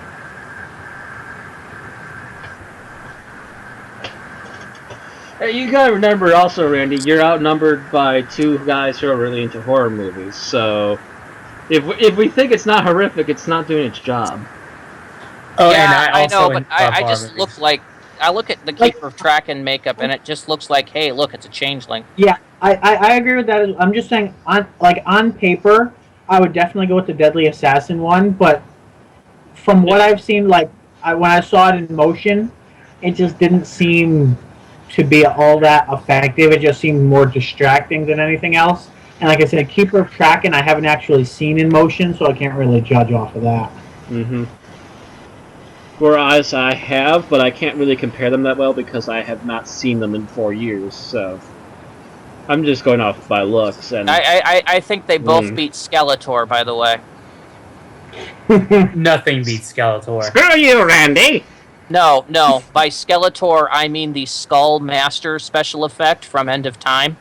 Oh yes, I agree with you. Oh, there. end of time. Okay, yeah. Oh, that thing. Oh, right. Yes, yeah. the one that the 10th Doctor referred to as Skeletor. I was making a reference there, see? This is the only Skeletor I follow.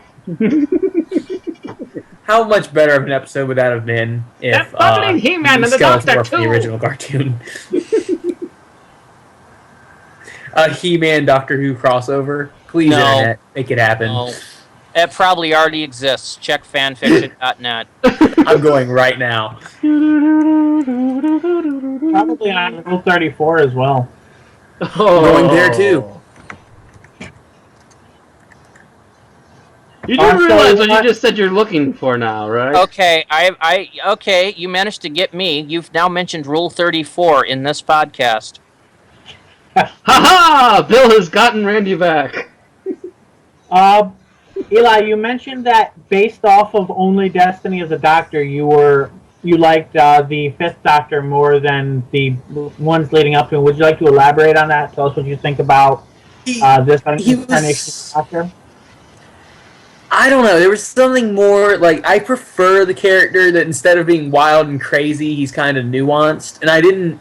Like, I think that's why I didn't like Fourth in the illustration at least. Like maybe if he was on my TV screen because I haven't gone back and watched those. But I go like back and the watch his characters, Dawn like, episodes, dude. They're the best. They are some of yeah, the I best. plan on it. This has sold me. This whole series has sold me on it. But like I could hear them talking and I could understand that he's being quiet, sort of. He's still being witty and he's doing quips, but his gears are also turning, you know?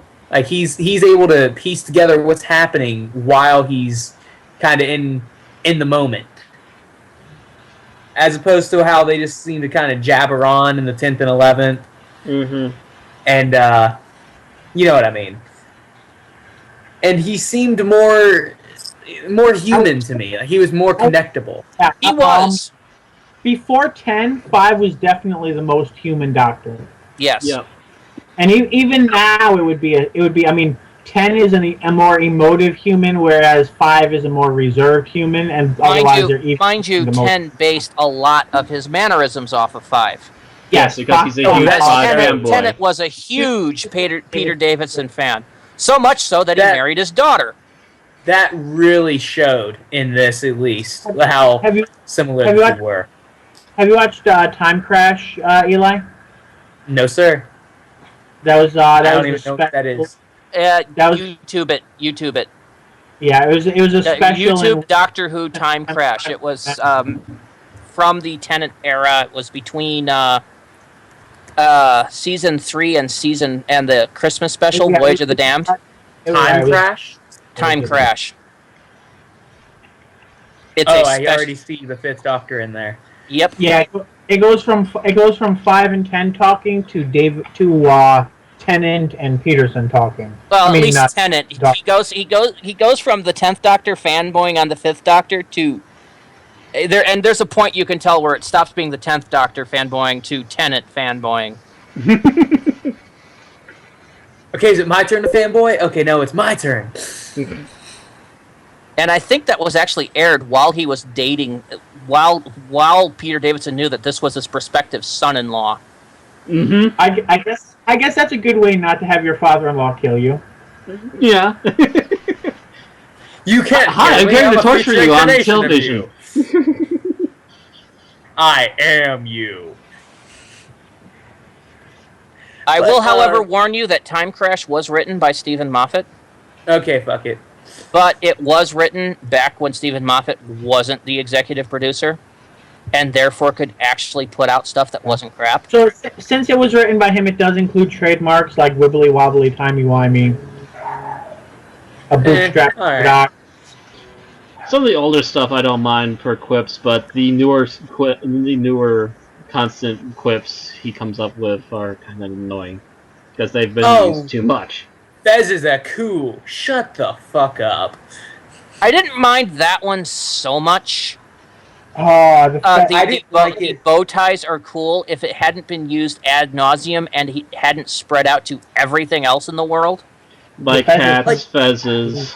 Mm-hmm. The fezzes were just like, what's he doing now? Oh God, would you put it down? Like you're taking a child to the candy store. It went to bow ties, to fezzes, to Stetsons. And you notice whenever he had a hat, it would always be in an episode with River Song, and she would shoot it off of him. Yep. Or at least implode it. Didn't he have a top hat that was immune from that? I don't know. I that was one of those episodes that I refused to watch again. Didn't he have a top hat in the Snowman? River Song was.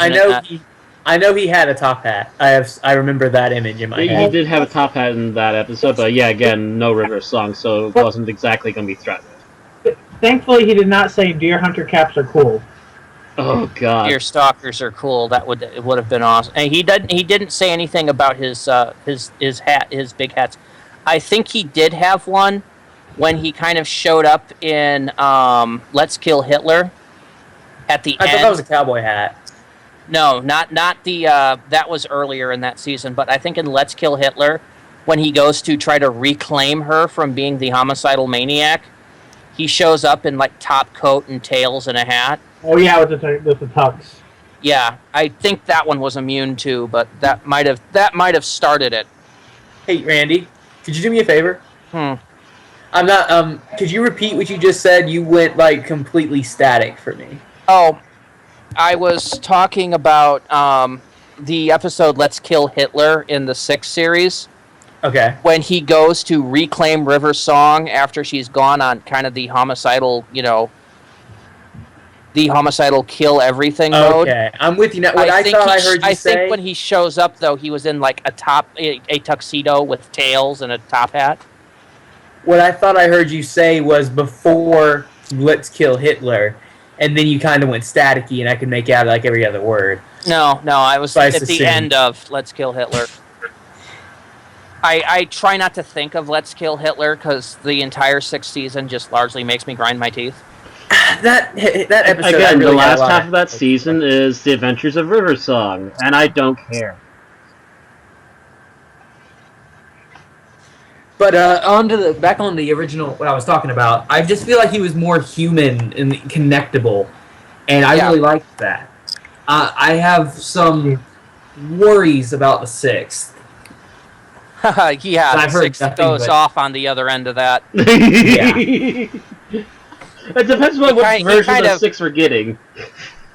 The 6th kind of goes off on the ego trip. Of course he does. Who is going to be the reader for that one? Is it Nicola Bryant?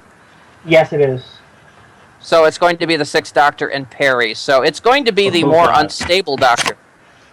Yep. So he's going to be a bit cuckoo. Oh wait, that was him. So there's a more sane version? Once Perry left and they switched over to Mel in there, he got to calm down for 2 episodes, and he's able to keep that persona in the audio dramas. Yes. Okay. All right. Well, that gives me some hope for the show then, for when I finally go through the old Who. Yeah, next week we get. Oh no! The 6th Doctor through that is mostly crap. Shit. Yeah, next week we and get but not of his own making. But anyway, Phil. There are a few really good episodes in there, but there's also a lot of really bad episodes in there. We get the part where Perry regenerated into a female version of the 6th Doctor. What? Well, that seems to be a large part of the episodes with those two together. First the Doctor regenerated, then Perry regenerated into a female version of him, so they can butt heads all the time. Really, Perry's personality hadn't really been defined, because she showed up in the episode before Peter Davison regenerated. Yeah. So there really wasn't time for her to be developed as a character. I just compare Caves of Androzani to everything else I see her in, and it's just a markedly different character. The fact is that she showed up in Inferno. The serial following Inferno is Caves of Androzani. So we've basically seen her in like 8 episodes. She's barely had time to develop as a character. Then she has to deal with the Doctor regenerating and strangling her. The hell? Yeah. He basically gets delusional upon regeneration and thinks that Perry's the terrible Zodin. It's a long story and part of a running gag in that by that particular production crew. Oh, hello. And yeah, she wore a lot of bikinis because I believe she was from Australia. No, she was from Or visiting Australia. she was from the United States. Tegan was Yeah, from Can Australia. we enlarge that picture right there, Matt? I think he wants me to go back to one of the bikini pictures. I'm taking over the podcast, and That one? just that one, please. No. Damn it. Anyway, get a focus here. Mind that one right there. Mind you, the fact that Perry spent most of her running as the Doctor's companion in essentially a bikini top with a loose shirt, an open loose shirt over the top of it, and shorts. What's that actress's name again? Nicola Bryant. Nicola Bryant, who has to be in her... When was she born? I would assume she was in her 20s during the show. She should have been in her 20s. 40s, She is currently 53. Huh. If this is a newer picture of her, she's still holding up quite well, in fact, actually. Yeah.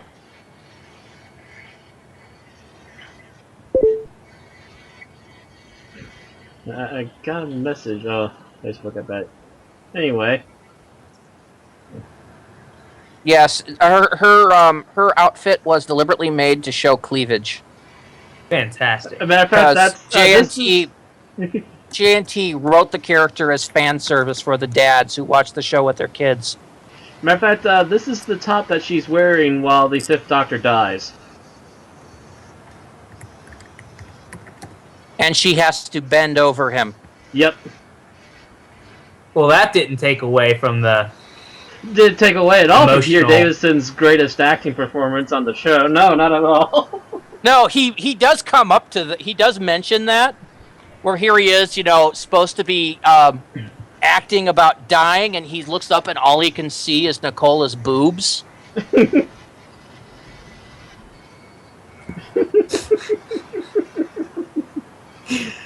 It's really good that they didn't sell out and just go straight for the male audience there. Yeah, bitch. But then Why again, it's not? not the Star first Trek time they did. tried a character like that, though, either. There's always Leela. I think. Yep. But at least, I don't know. I mean, I from what I've seen, Leela was never as blatant as some of the ways they put Perry. I don't know. Maybe I'm wrong. Check the stream right now, Bill.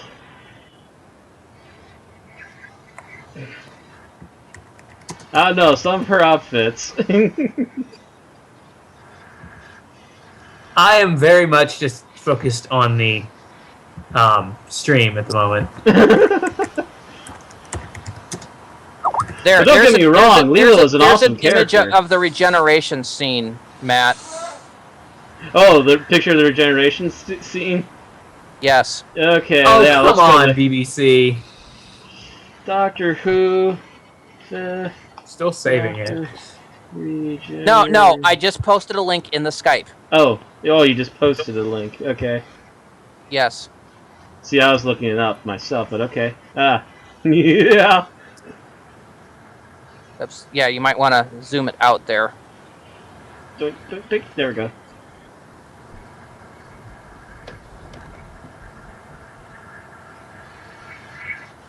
That is an armpit.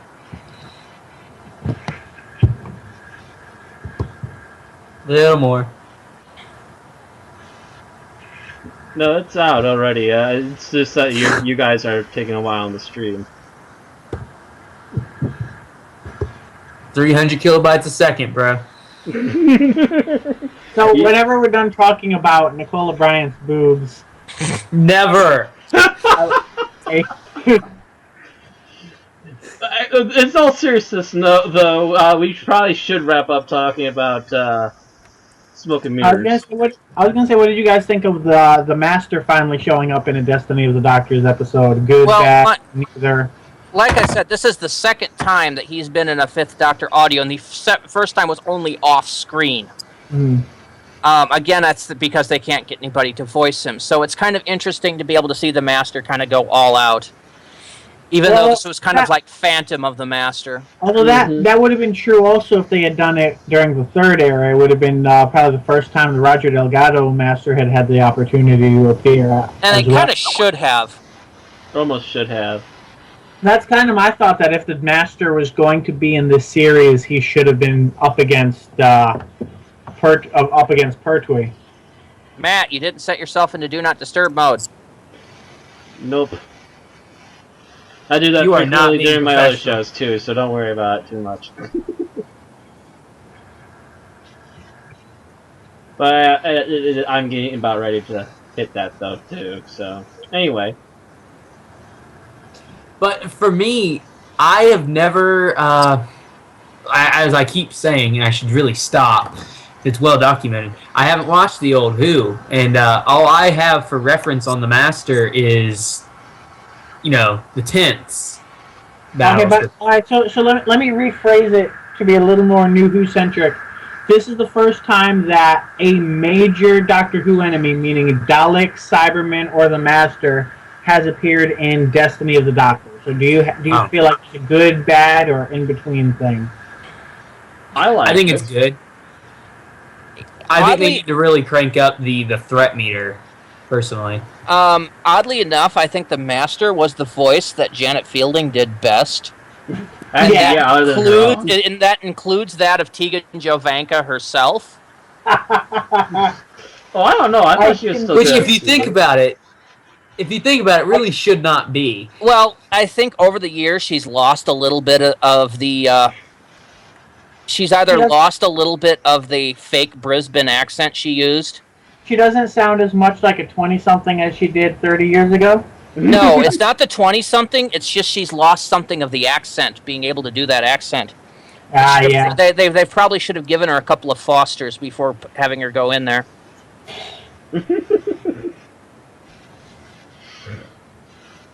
Fosters. How to speak Australian. Woman crushes a can. Yeah, am I the only one that remembers Keeper. those commercials? No, I remember that. Like I was just saying, woman crushes a can on her forehead. Keeper. Foster's Australian for beer. Mm-hmm. And if you were to show that commercial to Australians, they'd go, boo. They'd go, dude, Foster's is crap.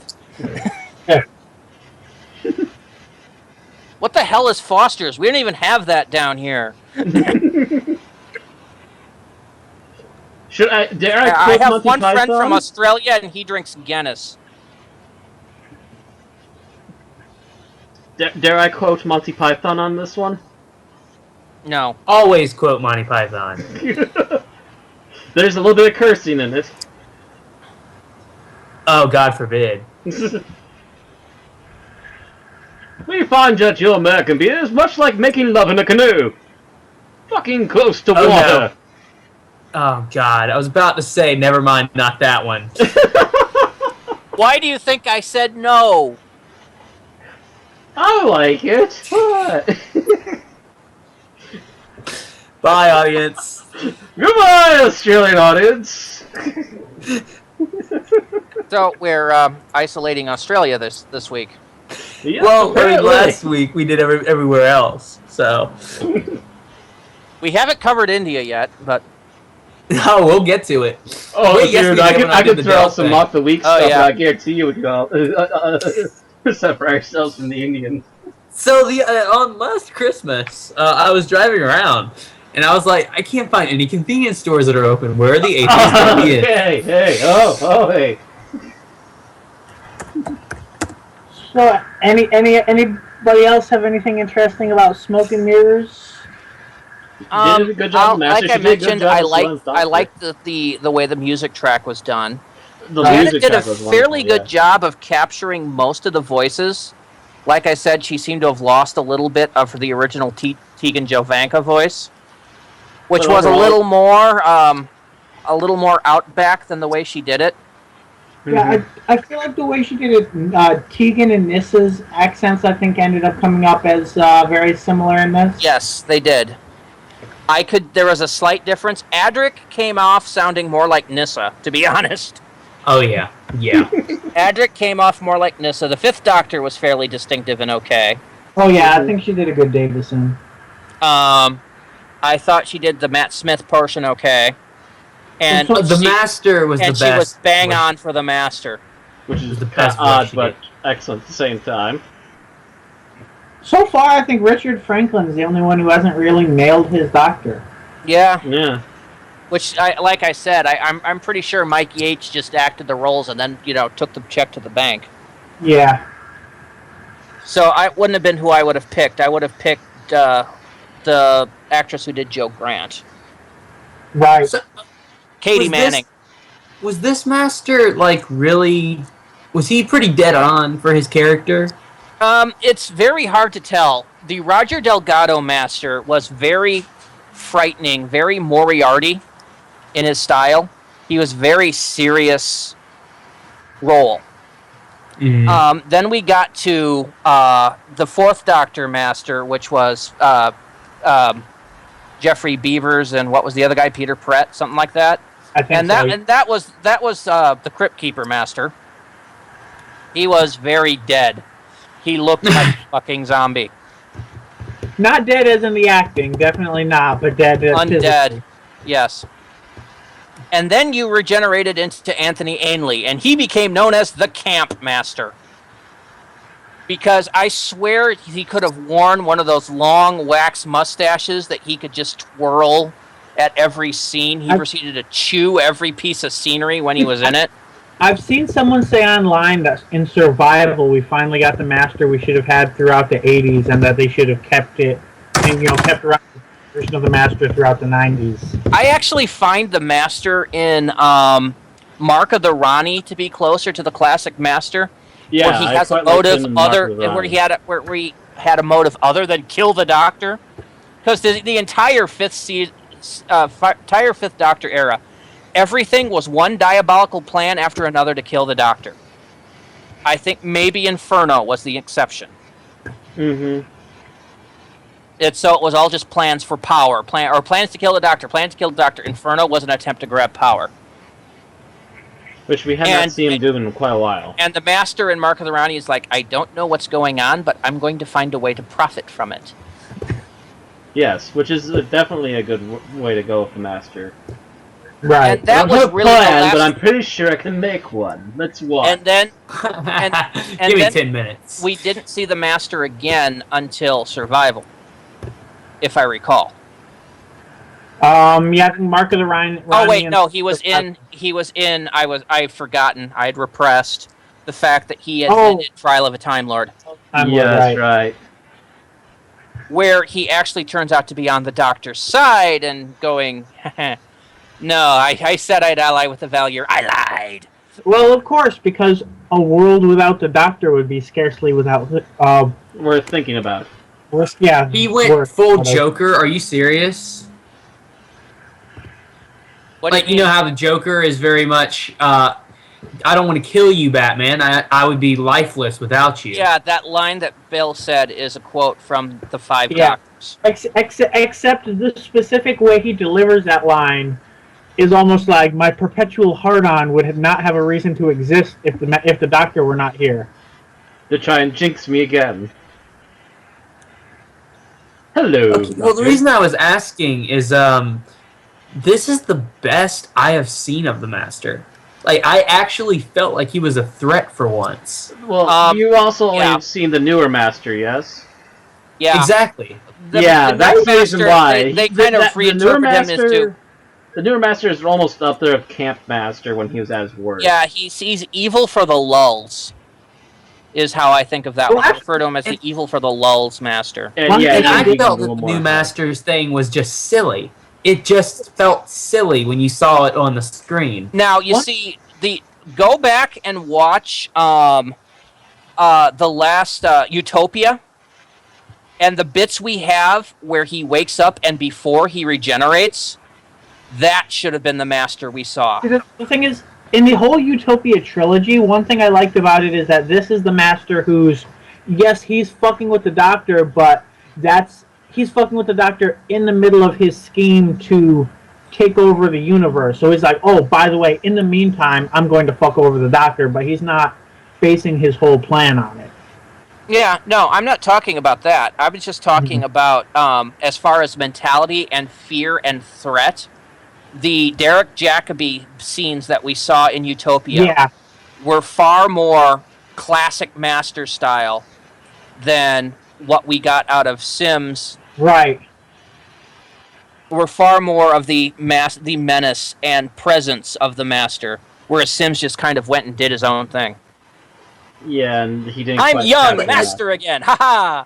Well, and I mean, you can even in the episode they pretty much say he's specifically basing this regeneration off of David Tennant's Doctor. So that's kind of what I would expect from the Master imitating David Tennant.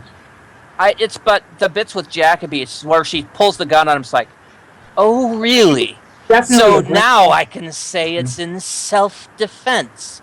That's pretty much. That's class. Right. He was very, very good during that scene. Don't get me wrong, but the Master's always arrogant. I mean, he was a genius, and he knew it. Yeah. It's just the fact that he had more menace and more dark, evil feeling from that than we had actually seen from him in a while.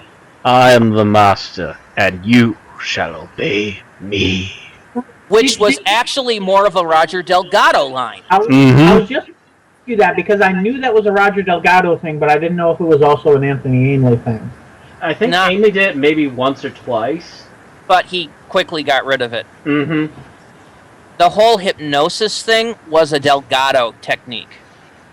And I forget, did he use that? Did he use his trademark line in the TV movie?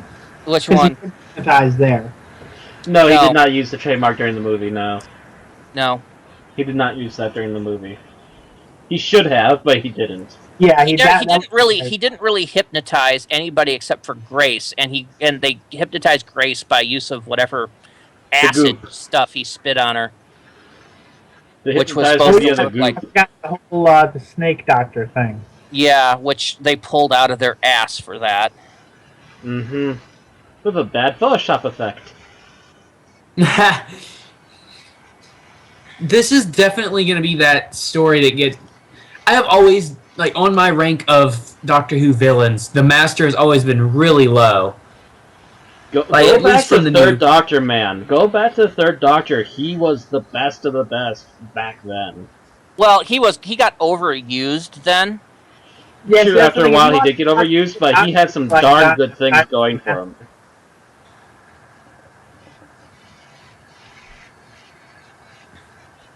If you look up Janet Fielding and look at the images for her off of Google, she was definitely a child of the 80s. You look at some of her outfits and you look at them and they just scream 1980s. Yeah, I'm not going down that road again with him looking up women's pictures on the... I'm not going to do that again. That was too much of a segue the first time. But you can also tell the ones that were Doctor Who and the one... I can actually see now why the Master is a threat. Mm-hmm. Oh yeah, as opposed to just some childish distraction. I did not know any of this, and when he was on, I was mesmerized by what was happening with him, as opposed to how I was when I saw The End of Time, which is there's like 8 million of him now. I thought, they did ramp up the camp in End of Time a bit more than they did in the Utopia trilogy. Where I mean, I think the worst he got really during that trilogy was when he was dealing with the Americans, or during the scene where he gassed the cabinet. Here we go. Here's the picture of the original Master, by the way, on the big middle picture here. Oh, matter of fact, down here is a picture with him with the Third Doctor. Yeah, actually, click on the first picture on there.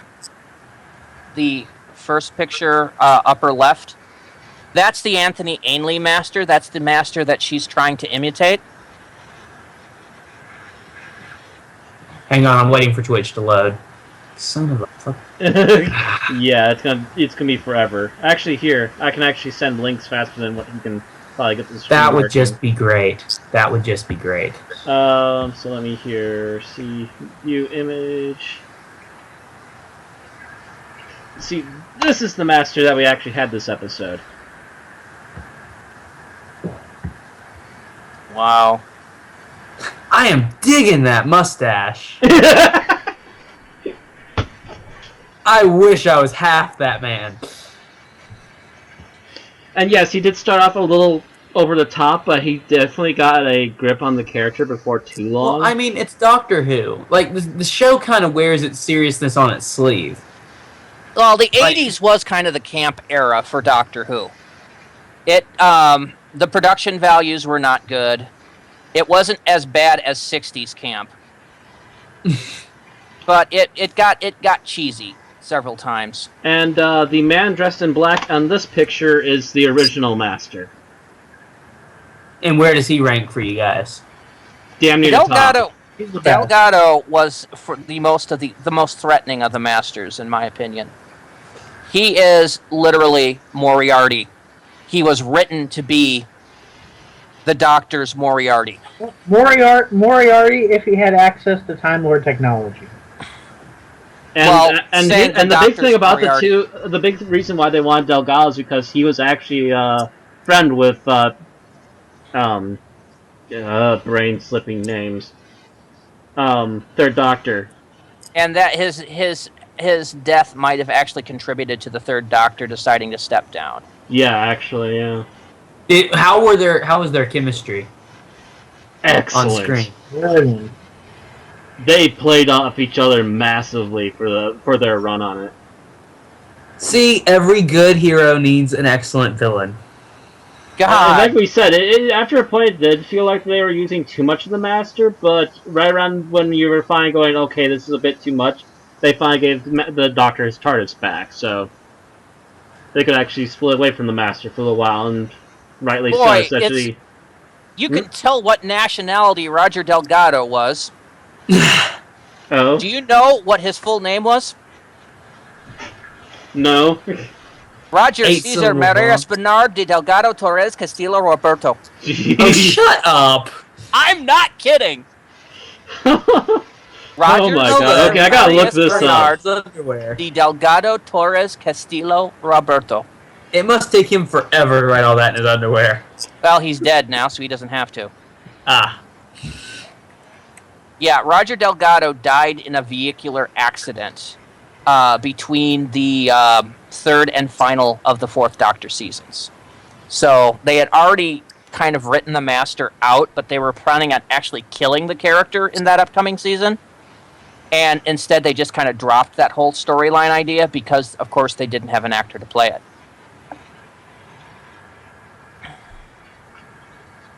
Yeah, that was going to be called The Final Game. How did you guys feel about the writing in this story?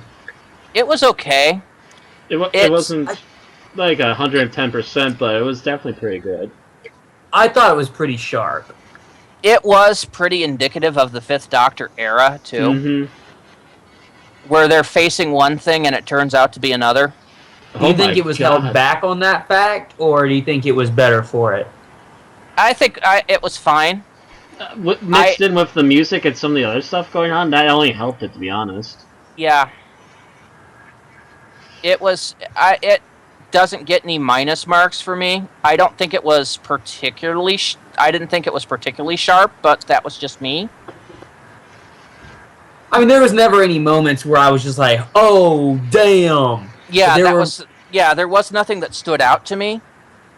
But I thought there were some really, like, pretty good scenes. Like, when he's being sealed in the box and he's keeping on talking to fill the silence because he does not want to be in, have silence. I thought that was pretty good. Is that right before they threw him in the water? Yes. Yes. So you realize that water was actually probably one of Houdini's escape traps. You know. Mm-hmm. Yeah, that was probably the one I was mentioning, the buried alive. Reference to that it was. What's that? They mentioned that it was, yes. Yeah. Yes. He said that he's been the only human being capable of getting out of there. And then the doctor, of course, proceeds to get out of there, but still holds true. But And he says something about no other human being would be able to get out of it. He also mentioned that he holds his breath for 3 times as long as Houdini could have. Yep. Which is something Time Lords can do, so that made perfect sense. Yep. That's Lords really do lots cool. of crazy things. Yep. In fact, I was right. Pertwee often remarked that Delgado's death was one of the reasons he left Doctor Who. Mm-hmm. Delgado died on location in Turkey while shooting the never-completed film Belle of Tibet. He was killed along with 2 Turkish film technicians when the car he was traveling went off the road into a ravine. So, probably somebody there had been drinking. Either that or it was very dark. I'm going to assume the drinking, but I'm not going to, assume it makes an ass out of you and me. So, Yeah. Mm-hmm. R.I.P. There you go. But, There's his full name in the Skype chat. Mm-hmm. That's like a paragraph. I'm not going to read that. And I might steal some of that. I have Well, to make just use those I have to make a small 7th C character. my name is Randy Roger Cesar Maurice Bernard Del Delgado Torres Castillo Roberto. I actually have to make a Esquire. character for the tabletop RPG 7th C. And if I make a Castilian, I'm like stealing most of that.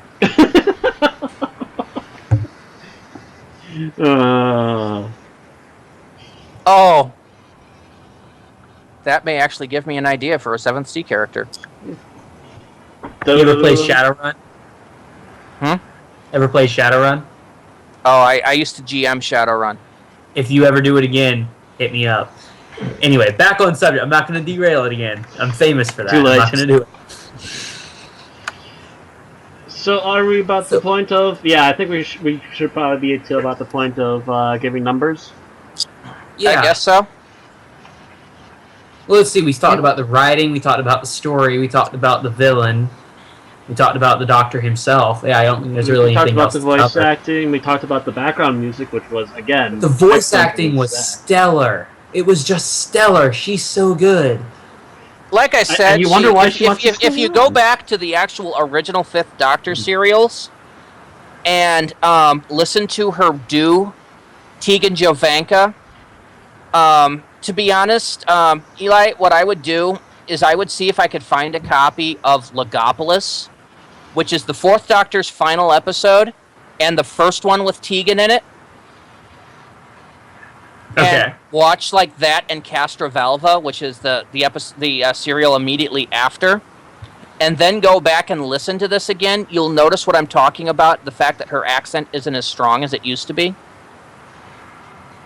Is that she moved, or did she just? Was it not a real accent for her? She was an accent that she learned. She's an English actress playing an Australian. Yeah. Which means that she used to have a bit more of that outback, that Crocodile Dundee-esque to her voice. So she was Cockney, or she was? No, Cockney's another accent entirely.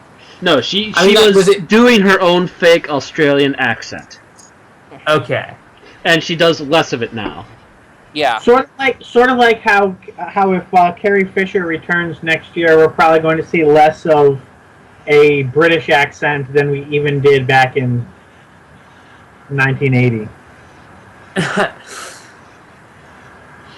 All right, so are we ready to do numbers? I guess since I brought it up, I might as well go. Very good story, very good voice acting. Love the music. The sound effects are still pretty good. Yeah, I overall enjoyed this, so I give this about 4 at least. I guess. Randy, you want to go? Yeah. My only complaints is that I thought there were no wow me moments with this. Yeah, which is what will bring it. There were no wow me moments, and she did every voice well. And she did the Master great. She did the Fifth Doctor well, but everything else was just a little bit off. So I'm going to say 4.5. I'm gonna go to 5. Oh! Yeah, take that, guys. Four, If I could, I'd four and a give it half, 6. 5. Where are you going, Bill? Well, considering that I gave the first 2 installments of Destiny of the Doctor 4, and the only reason I feel like giving less is just because so many 4s in a row feels almost like giving away too much, but really it's the same quality as them, so I'm going to say another 4. 4, 4.5, 5, 4.5, or 4. 2 4s, a 5, and a 4.5 means that we're Going into the double digits here. 4, 8, So the average 15. would be like just below, we'd be like, what, 4.4? 17.5 divided by 4. Yeah, it's about a 4.2. Ah. Now, if I could, I would give this a 6 because this is my favorite one that I've listened to thus far. Oh, you can't because we only go 0 through 5. Well, We used to only do 1 through 5 until that fated review of the Snowmen. In which case, we now reserve 0 for it insulted me and everything I know. 0. 4.375. I was a little off. We can retcon Journey to the Center of the TARDIS to all zeros, right? Yeah, Yes. I give it a 0.5. especially for the stupid title name. That's such a fucking I stupid title. only give it a 0.5 for some of the set work. 0.5 for set work. Ugh. I'm sorry, set work Yeah, does not save The it for me. the library was cool. A library That does was- not save an Library entire was cool. episode for me. I'm sorry. No, it doesn't. I'm not saying it saves the episode, Matt. I'm saying it gives that 0.5 half a says point. it does. What? 0.5 says it does. A 0.5 for me is abysmal. Let it go, Matt. Let it go. I will not let it go of this episode sucked. All right, we're gonna go on for another 2 hours now. Hope everybody's strapped and with in. that, Hope everybody's strapped in. The next with chapter that, we've had another happy episode of Destiny of the Doctor. just holding on to it for one more moment. Let me put it this way: I would rate having a root canal at a 1.3. It's just over somebody cutting me open. No, it's under somebody cutting me open. And with that little chestnut, good night, everybody. And yes, Wait, on wait, that wait, bombshell, Matt. on that Matt. bombshell, it's time to end the show. I've got to Join do us. one thing. I made a promise to my girlfriend that I would send a shout out to her. So there you go, bitch. And on that bombshell, And he had another bombshell. He called her a bitch.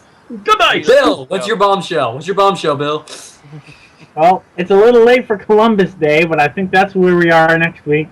Ooh. Okay, cool. Bombshell. Columbus. Join us next There's a week. bombshell if you ever look up real history.